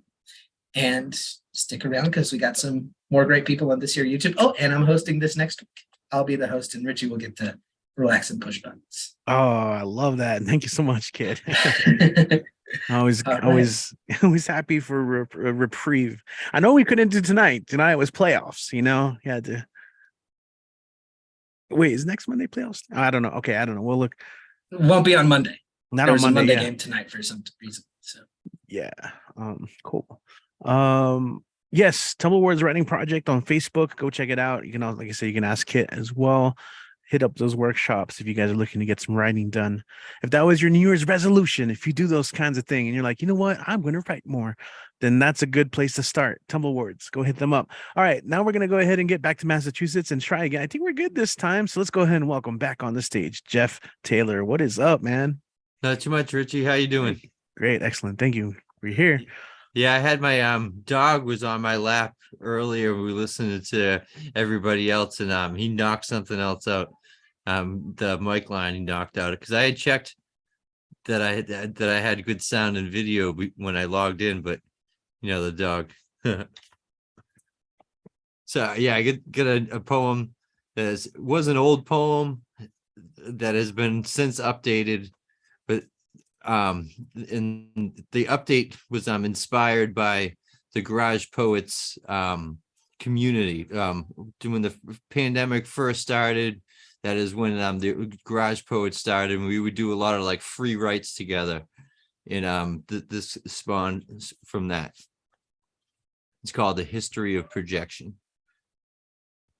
The Sinclairs came about via the simultaneous vibrating of a group of 100 masked individuals, collectively known as Patty and Fred. Their arrival marked what has become known as the 80s. When the Sinclairs first became noticed, they were holding record players in front of themselves, hoping to get the people more comfortable with speaking in images. The Sinclairs were deemed to be projections. The consensus was to talk about them only as possibilities. They had no speakers, making them appear silent. Patty and Fred prepared for what they called the future. Their consistent vibrations gave the Sinclairs a false sense of security. The label on their spinning vinyl said, "Check your head." During what became known as the 90s, Patty and Fred covered thousands of pianos and mashed potatoes and gravy, their own recipe. Taking great caution in how they indulged the pride they derived from their spuds, until some grew to be zealots in the pride they derived from their gravy.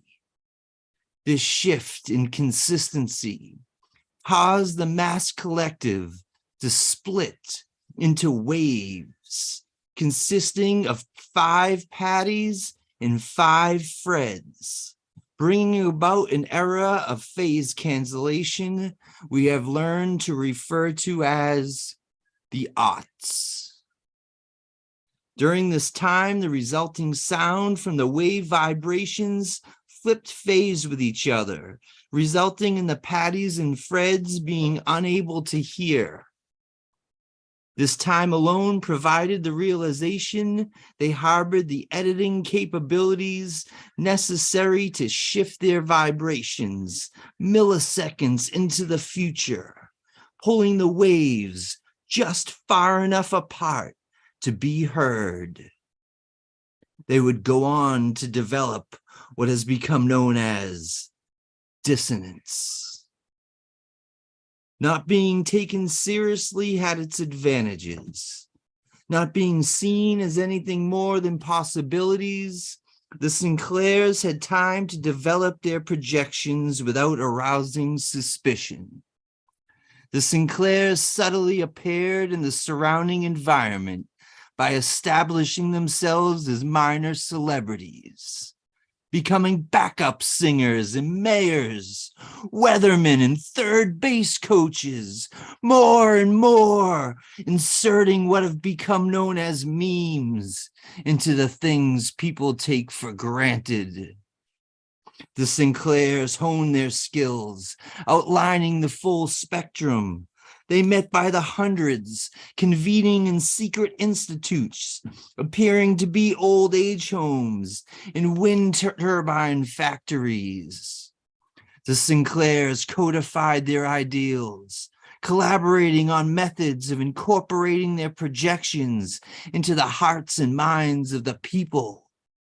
The consensus was, this was not the right time to reveal the source of the memes. The possibilities are what make them so attractive. This realization brought about what has become known as the internet. That was a history of projection. And you can read that at an Ethelzine. And yeah, come and check out the Garage Poets this Friday, January 20th, 8 p.m. Eastern time. Our feature is Matt Wall. He's got a cool little podcast you can check out on YouTube. But yeah, come by. You can get on the open mic. Super cool. Awesome. If there's any links you want to share, I'll make sure to distribute those as well. Great. Yeah, I'll drop that in the chat. Cool. Thank you. Jeff Taylor, everyone. Awesome piece. I really Thank you, enjoyed Richie. it. Thank you. Cool, man. Enjoy your night. Awesome.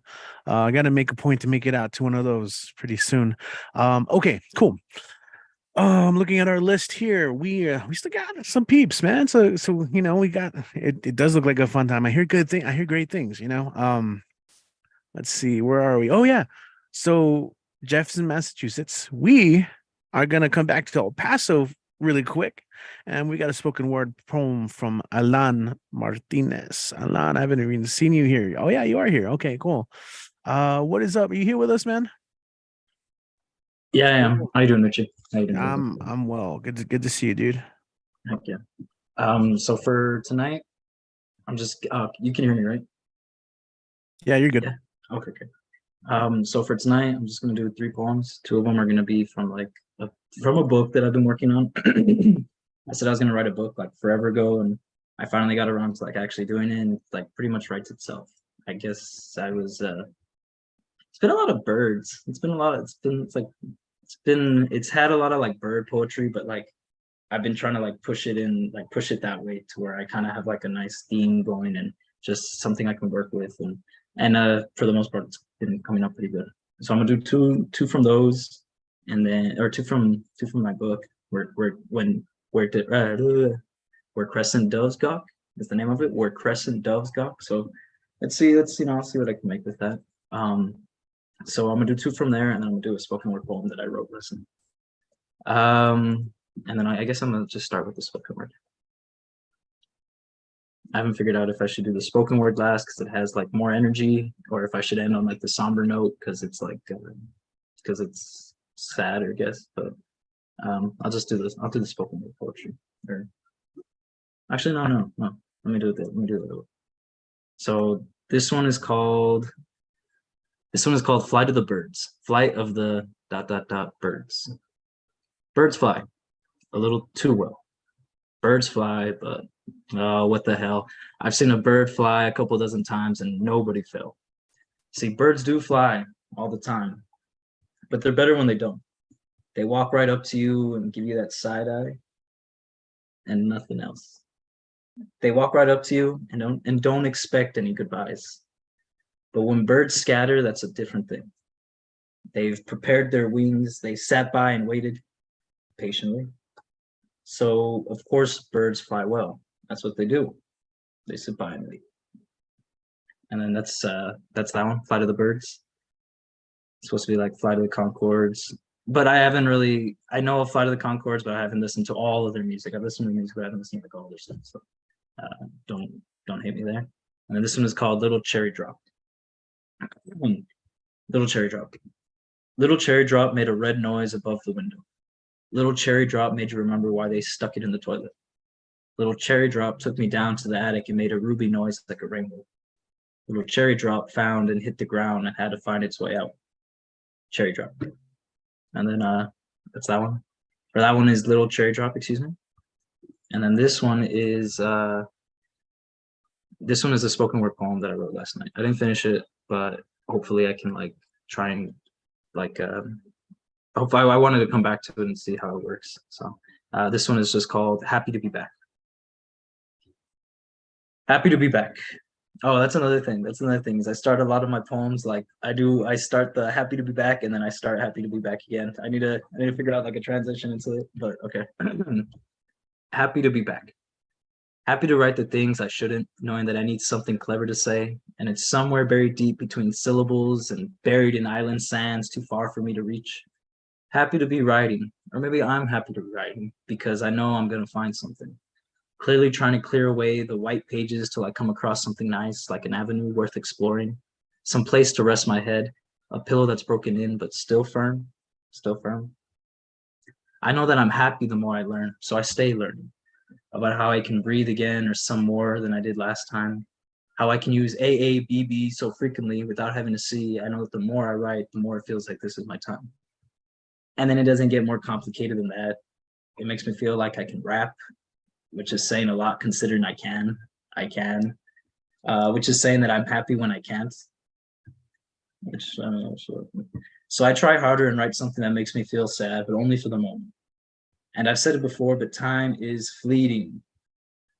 But if I keep feeling like this is a meeting, then I'm glad that I've come together to say the things that plague me the deepest. Like how I said fleeting, and I've been thinking about like these boot prices that I've been watching for so long that I'm just waiting for them to drop, and they're like $12 million. They're super hot, but that's just a game. It's just RuneScape. It's all the same. See, but that plague isn't the right word to say, but I said that plague is exactly what I'm getting, but I'm glad that the frogs and the sheep cleared these lily pads. Well, actually, I'm glad the frogs cleared these lily pads because the lotus is going to bloom soon and it's deep fried. It's about time, and it's just opened up that experience that is the moment and the forgiveness and the reminders of why I'm not afraid to say the things that should be said. That will be forgotten once I've gone my own way. I'm just happy to say I'm happy to write, and I'm happy today. I'm actually writing more than I remember, and I type a lot more than what I write. What I do write matters, though. What I found in my typings is misspellings and errors, and a whole bunch of nonsense that made so much practicality that I'm practically screaming out what I should have said. I know I'm not as good as everyone else, but I've been better for so long that by the time I reach my goals, I'll be happily persevering and preserving that good stuff. And y'all can drink from it too. Sorry, y'all can drink from it too. The confidence I exude is enough for me to say that, yeah, I got this. This is my masculine poem. This is my feeling good in the moment and happy to show it. This is my supercalifragilisticexpialidocious, the type to take you out on a late night and you don't know what you're coming home with. This is that looking down a hallway and loving the space. This is that double entendre straight from your father to your mother on a weekday, and they're tired of having to make ends meet. This is that I know where I come from and I'm afraid of heading back there because I'll be doing the same, but if that's the case, then I've got a lot to say and a whole lot more to experience. A whole lot more. Weak. Absolutely weak and pitiful. Absolutely beautiful that I already knew. Yeah, this is new. This is that old school hoop without a net that has seen more silent swishes than the wind. This is that burial plot out back that people took extra care to not visit. If that last one was AABB, then this is that ABBA straight from the source. Depeche Mode on full blast, but it's only the hits. Full power steering, but the grip is what I can't get, and how I love it. How I love it. To be up here saying what needs to be said, or at least fill a time slot. I wasn't going to go this far, but I'm feeling kind of hot. So it's to be up here saying what needs to be said, or at least fill a time slot. I hate on other poets' styles, but I bet y'all do the same. It keeps me going all the same, but if I've got to show up, then y'all better too. I've been chilling and I've been hating, but God, how I love when a plan comes together. ABC, ABC. What else to say but these, how these letters flip when I decide to spit that I was never at ease when these words I ship, it's the same as being the ship. And that's the end. That's all I got. So thank you. Thank you, everybody. All right, thank you, Alan. Interesting piece, dude. Oh man. Cool, dude. And I know he's working on social media, so nothing yet. So you just have to catch him when he's here at the online mic or around town. Unless you want to share something. Yeah, go for it. Yeah, and I'll probably be joining Liz for Lizard Poetry on January 28th up in Las Cruces. I didn't send it to the group message because I was like, but yeah, I'll probably be attending on January 28th. So Okay. SVP. Right on, man. Thank you, Yeah. man. Thank you. Yeah, I saw your name on there. That's why last week I was like, man, you're gonna be there too. And you were like, what? The 28th, if you guys are down to make a trip to Las Cruces, it's gonna be a fun little poetry reading and show. But the 24th, Tuesday, 24th, poetry night, El Paso, come through. Again, thank you, Alan. We're gonna go ahead and as we've been doing, traveling all around, and we're gonna go back east, Washington, DC, in fact. And as you guys know, yeah, we know him. You know me. It's Mr. Ed, Poetastic. What's up, man? What's up, my brother from another mother with words like thunder, like no other? Woo! Thank you. Love that. Thank you. If I had a hat, I'll tip you if I had a hat. Thank you for that. All right, my name is Ed Poetastic, and feeling fantastic. Please give me time to enjoy my rhyme off the sublime. I got 3 pieces, so you know I'm gonna rhyme. My first piece is for Black History. Oh, I love the hat. This is called Pitch Black Unity. A mighty wise man was said, he had a dream, an eternal legacy flowing like a rushing stream. It's more power to take a large brick than to hold a gun. It shows more strength to be an iron wall than a mock sun. African-American freedom fighters that are departed but not forgotten. The lively spirits leave our beating hearts less rotten. Their fearless sacrifices hasn't been tarnished or in vain. God knows they suffer from barking ignorance with stupidity and by his reign. In their last dying breaths, they never cursed, bellow, or raged with ill wills. Their heroic impact gave the hooded phantoms deep panic, fears, and chills. Our ancestors were bound in rusty, rattling, and clinging chains. Their ironclad determination helped us deal with the isolating pains. They suffer in agonizing darkness to bring us into the painless light. Some of you carelessly toss it away and hunger for spite. The unforeseen burns of backstabbings by ignorant whites and even against ourselves. Yet people keep forgetting that book on the bookshelves. It's not easy being a big black ink blot on a white canvas, trying to get this rage and stress off our roaring chest. Fighting, shouting, killing like blinded guns isn't the answer. It just spreads the venomous river of hate so much faster. Hate never loves, but only exterminates and destroys.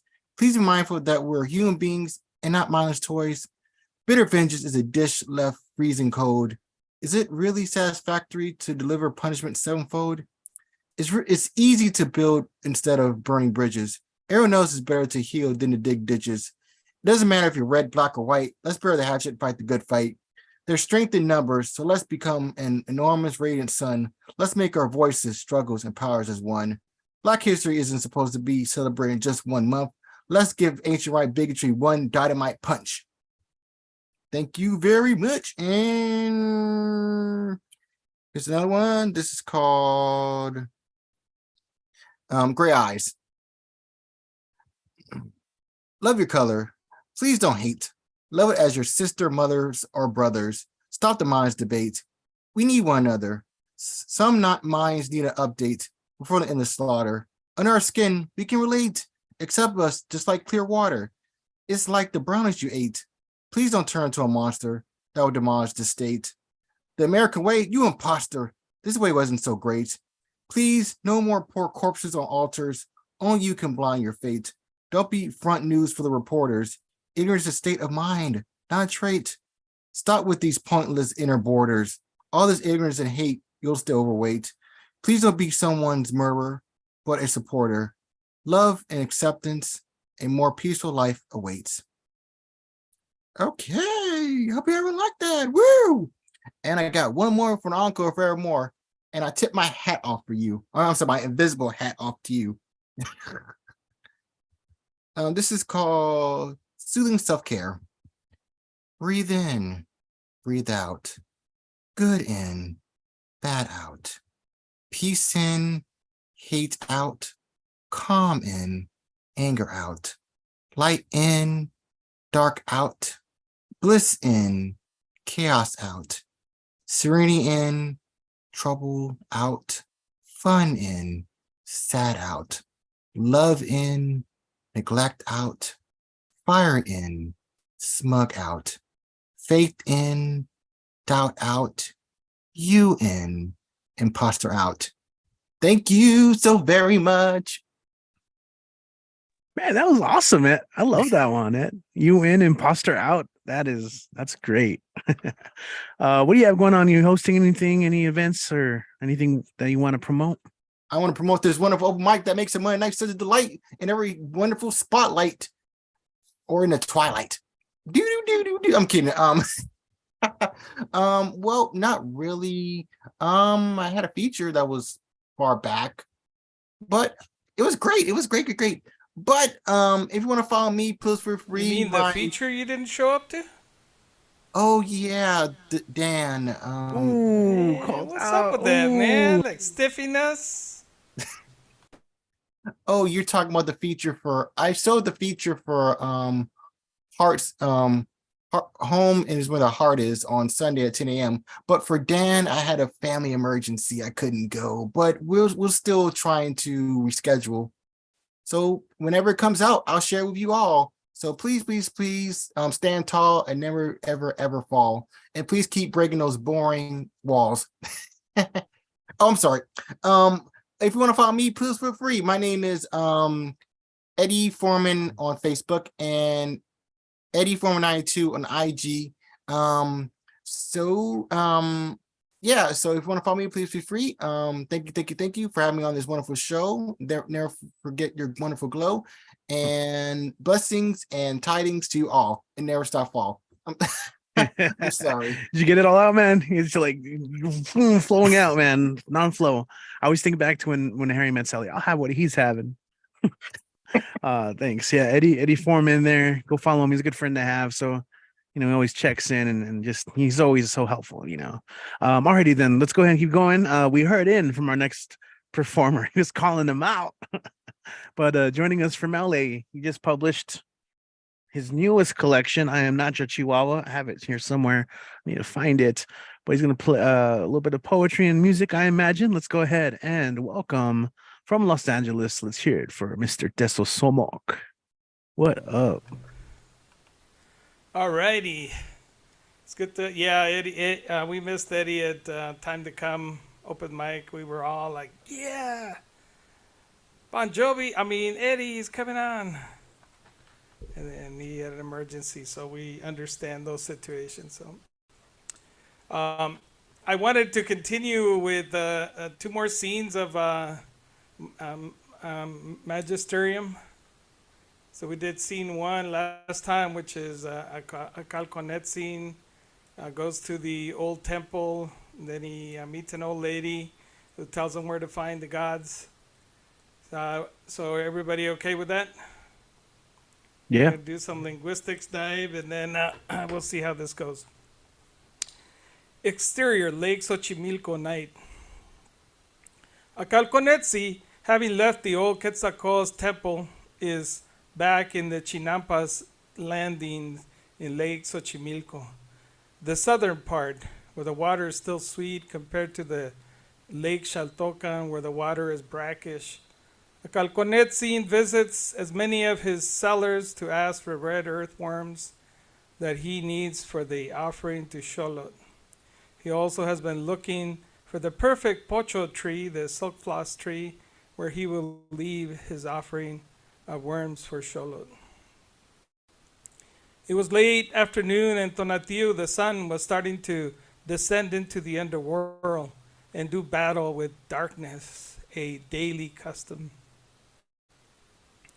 Acalconetzin paddles his wooden canoe around the side where he had left his offering the night before for Xolotl. Acalconetzin. Kaninistok Xolotl. Where are you, Xolotl?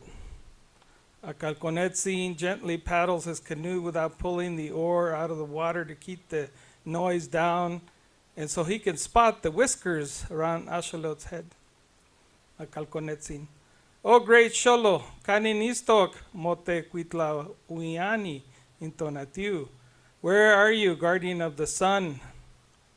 Acalconetzin's body starts to shrivel up like the light of the day. He begins to twirl his canoe around and begins to paddle away. Xolotl. Nika nistok, I'm here. Acalconetzin scouts the base of the pocho tree where he left his offering for Xolotl. He turns his canoe around and gently paddles back, trying to spot the source of the very tiny, small voice. Acalconetzin. Kani nistok, Xolotl. Where are you, Xolotl? Xolotl. Nika nistok, I'm here. Acalconetzin finally spots the mosaic Axolotl. Acalconetzin. Voiceover. As a mosaic Axolotl, I cannot spot him. Why couldn't he have been a white albino, a golden albino, maybe a dark blue one, a Shantic or a Chichiltic, Teposquistiloyan, copper colored? He had to be what the old ones called a very rare, chimeric, Quapachtic, copper color mosaic. Acalconetzin breaches his canoe by the roots of the pocho tree, the silkfloss tree, uses his mecha to tie the canoe, dismounts, scouting for the source of the voice. Xolotl. Nika nistok, I'm here. Nitlacualo in Chichiloquilin. I'm chowing down these red worms. Acalconetzin. Oh, ni mawisto telchiwa in way Xolotl. Oh, great honorable Lord Xolotl. Xolotl. Wela maktia totelpoch. Ni cantlacualo chichiloquilin. Please, my boy. I'm eating red earth worms. You know? Acalconetzin. No yolo way okatka no yokolkoa. I'm very sorry. Xolotl. Totelpoch. Ni mitkekeloa. Young man, you make me laugh. Acalconetzin, never before having addressed the Lord, is confused with the appropriate conduct, especially since all the priests have been killed or have disappeared. Xolotl. Keni kitos neki. What do you want? Acalconetzin. Okatka, keski tetlanilistli. I have many questions. Xolotl licks his whiskers. Xolotl. Ne temachilisli oxenka ni mis chichi oquiltin. I hope you have more red worms. Fade out. That ends that scene. Then moments later, Acalconetzin has gathered some firewood at the request of Xolotl. He starts a fire. He even found a small ikpali, a chair for Xolotl. Xolotl invites Acalconetzin to sit. Xolotl. Tiistok meets Yolo Tonyuki. You look very distressed. Acalconetzin. No tawa yamiki. My parents died in battle. Xolotl. Meets me kakawalistli. You are an orphan. Acalconetzin. Nehua okatka nigno tlakat. I am an orphan.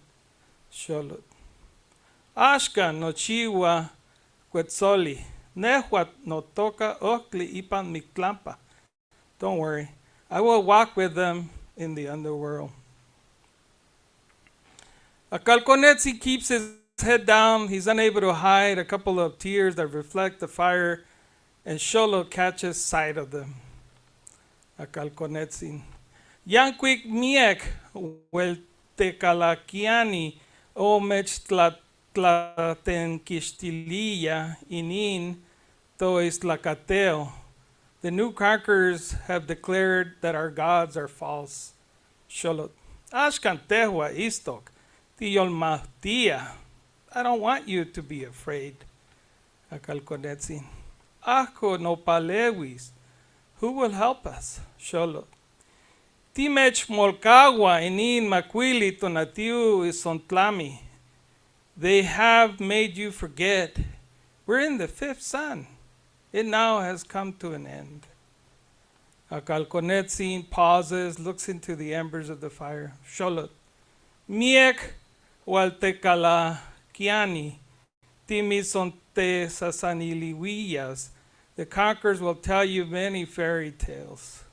Akalkonetzin throws more wood in the fire, keeps his head down as he walks to his seat. Sholot. Miek maklaktek on ome we tlasomawisteo pishkatamech. Amitson titlanillas. Mison sasaquil titimaniske. Many times they will send 12 friars. They will be on your left and right sides over and over. Akalkonetzin. Kenin tomasewaleme mostlati. How will our people survive? Sholot. Amewantin mitkalaki miktlampa ihtek. You all will have to enter the underworld. And we'll stop here for the next episode. Cool. Awesome. Imagine this is a trilingual one, not pretty soon. Woo. Alrighty, man. Did you have anything else that you wanted to share or promote right now? No. So I did the little Jeff Beck tribute. So I think Syncopation Journal is going to add it to their future publications. That was real quick. Finished it today and got it accepted. And not just doing lots of good writing, lots of crazy writing. That's great to hear. How did that sound? It's awesome. We're gonna have to stitch it all up together, all the parts on the end, put it on online. I know you have a YouTube channel that you promote your work on, as well as Facebook, Instagram. So there you can get the books. And then folks can catch me on Gashes 2019, and I'll drop the link in the chat for the book and stuff. Thank you all. Awesome. Thank you. I like how that one little ear is like right behind your head. I kept thinking you were wearing like one of those headbands with like the ears on it. Yeah. All right, everyone. Mr. Tesosomo, check out the books. I'll share links right now on the YouTube channel so you can check out both of them. You can find it on Amazon, but you can also hit them up on Facebook as well. Gashes 2019. All right. So as we often do on these Monday nights, hold on, let me double check because I've kind of done it before. Okay, no, that's it as far as everyone who signed up. I'm looking at the list, which means this brings us to the end of the night. Our closer. Did we coordinate on matching colors? It's possible. I have to double check right now. But to close it up, joining us from the 915, you know him by name. He is Dan the Man. Go ahead and take it away.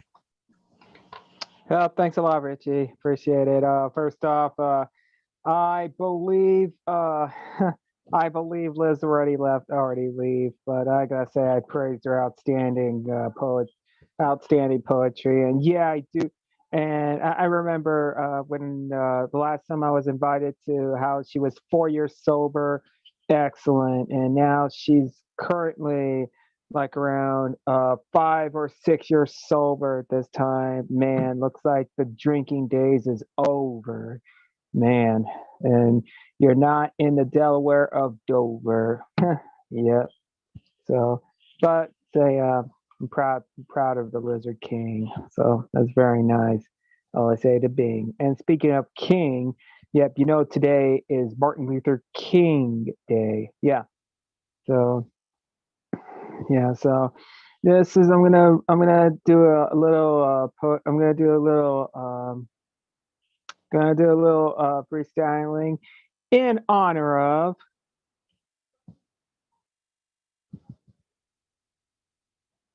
Oh, come on.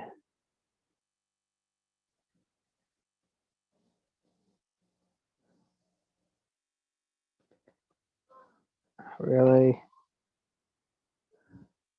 Every time, Dan. Every time.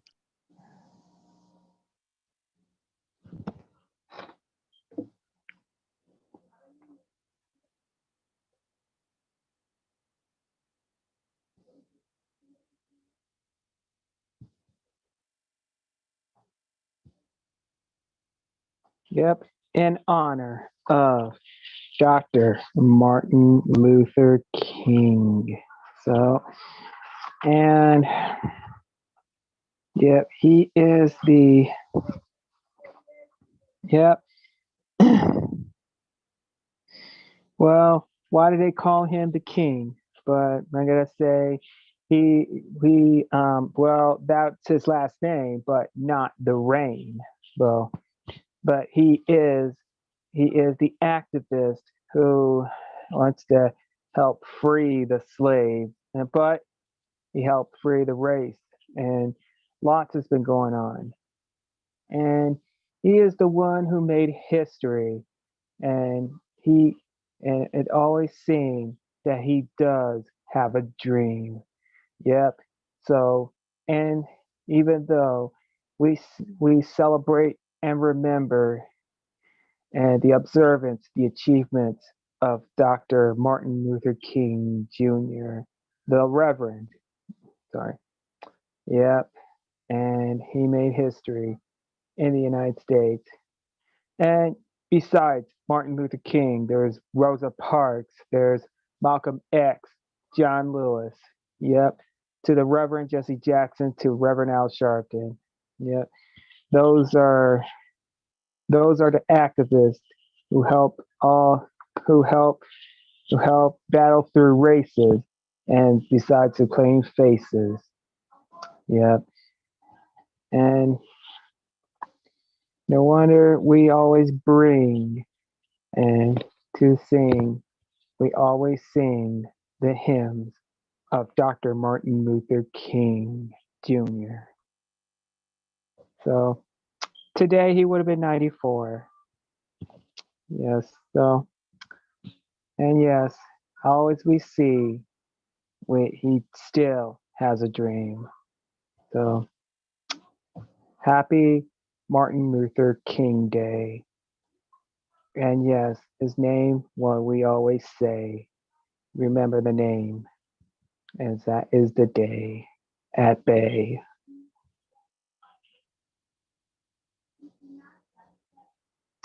Yep.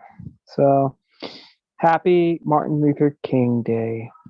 So, all right. And I think starting next week or in 2 weeks, I'm going to go ahead and start counting down the Valentine's Day special, if you know what I mean. So for the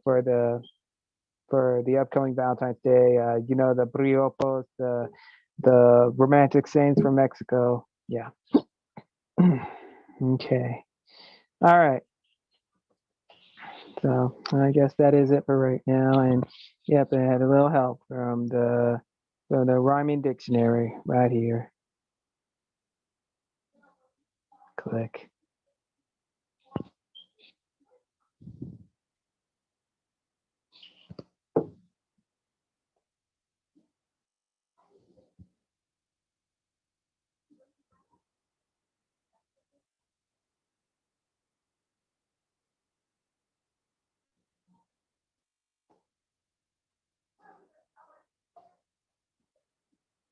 Okay, here it is. Read it and weep it. I'm behind again. I'm behind post on Twitter and Facebook. But I'm catching up on Instagram, but I'm still behind schedule on Dan the Band's Weekly. Yeah, so. But even though, just check Dan the Man's Weekly on YouTube and especially Instagram as well. Don't forget the hashtag Dan the Man's Weekly. And in 2 weeks or maybe 3 weeks, since we're in start of February, I still have the poetry of Salute to Black History Month. I will get to that in the first Monday of February. So along with the Child's Calendar, the February by John Updike. So, all right, guys. Hope you guys please be safe, stay strong, stay healthy, and I'll be back here next Monday. All right, thanks a lot. And yes, according to Ed Potastic Foreman, Dr. Martin Luther King, like our brother from another mother. Yes, that is true. Okay, well, thanks a lot. We'll see you next Monday. And back to you, Richie.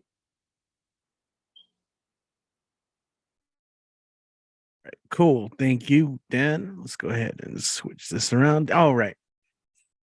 Yeah. Appreciate that. So thanks to everyone who performed tonight. That completes the list. Wait, let me double check one more time. Okay, no. The one sometimes people like get courage at the last minute. Anyway, if this is your first time tuning in at the end of the show somehow and you're catching this, we're here every Monday. If you do want to perform, we do have in the description, we have a link to sign up each week. So when we go live, maybe around the second or third reader, I edit the description to have all that info there. Of course, this is available all during the week. So if you are watching this after the fact, thank you for finding us. And also in the future, you don't have to just watch it like a show or a movie. You can also I know a lot of people tell me that they listen to it, while they're maybe like doing dishes or cleaning. And so you can listen to it like a podcast as well, driving to and from work, or maybe you're doing you're working out, you're on the treadmill, getting your calorie, your I don't know, getting your miles in, getting your minutes in. You can definitely put it on like a podcast as well. It is available on YouTube. And of course, we'll be back next Monday.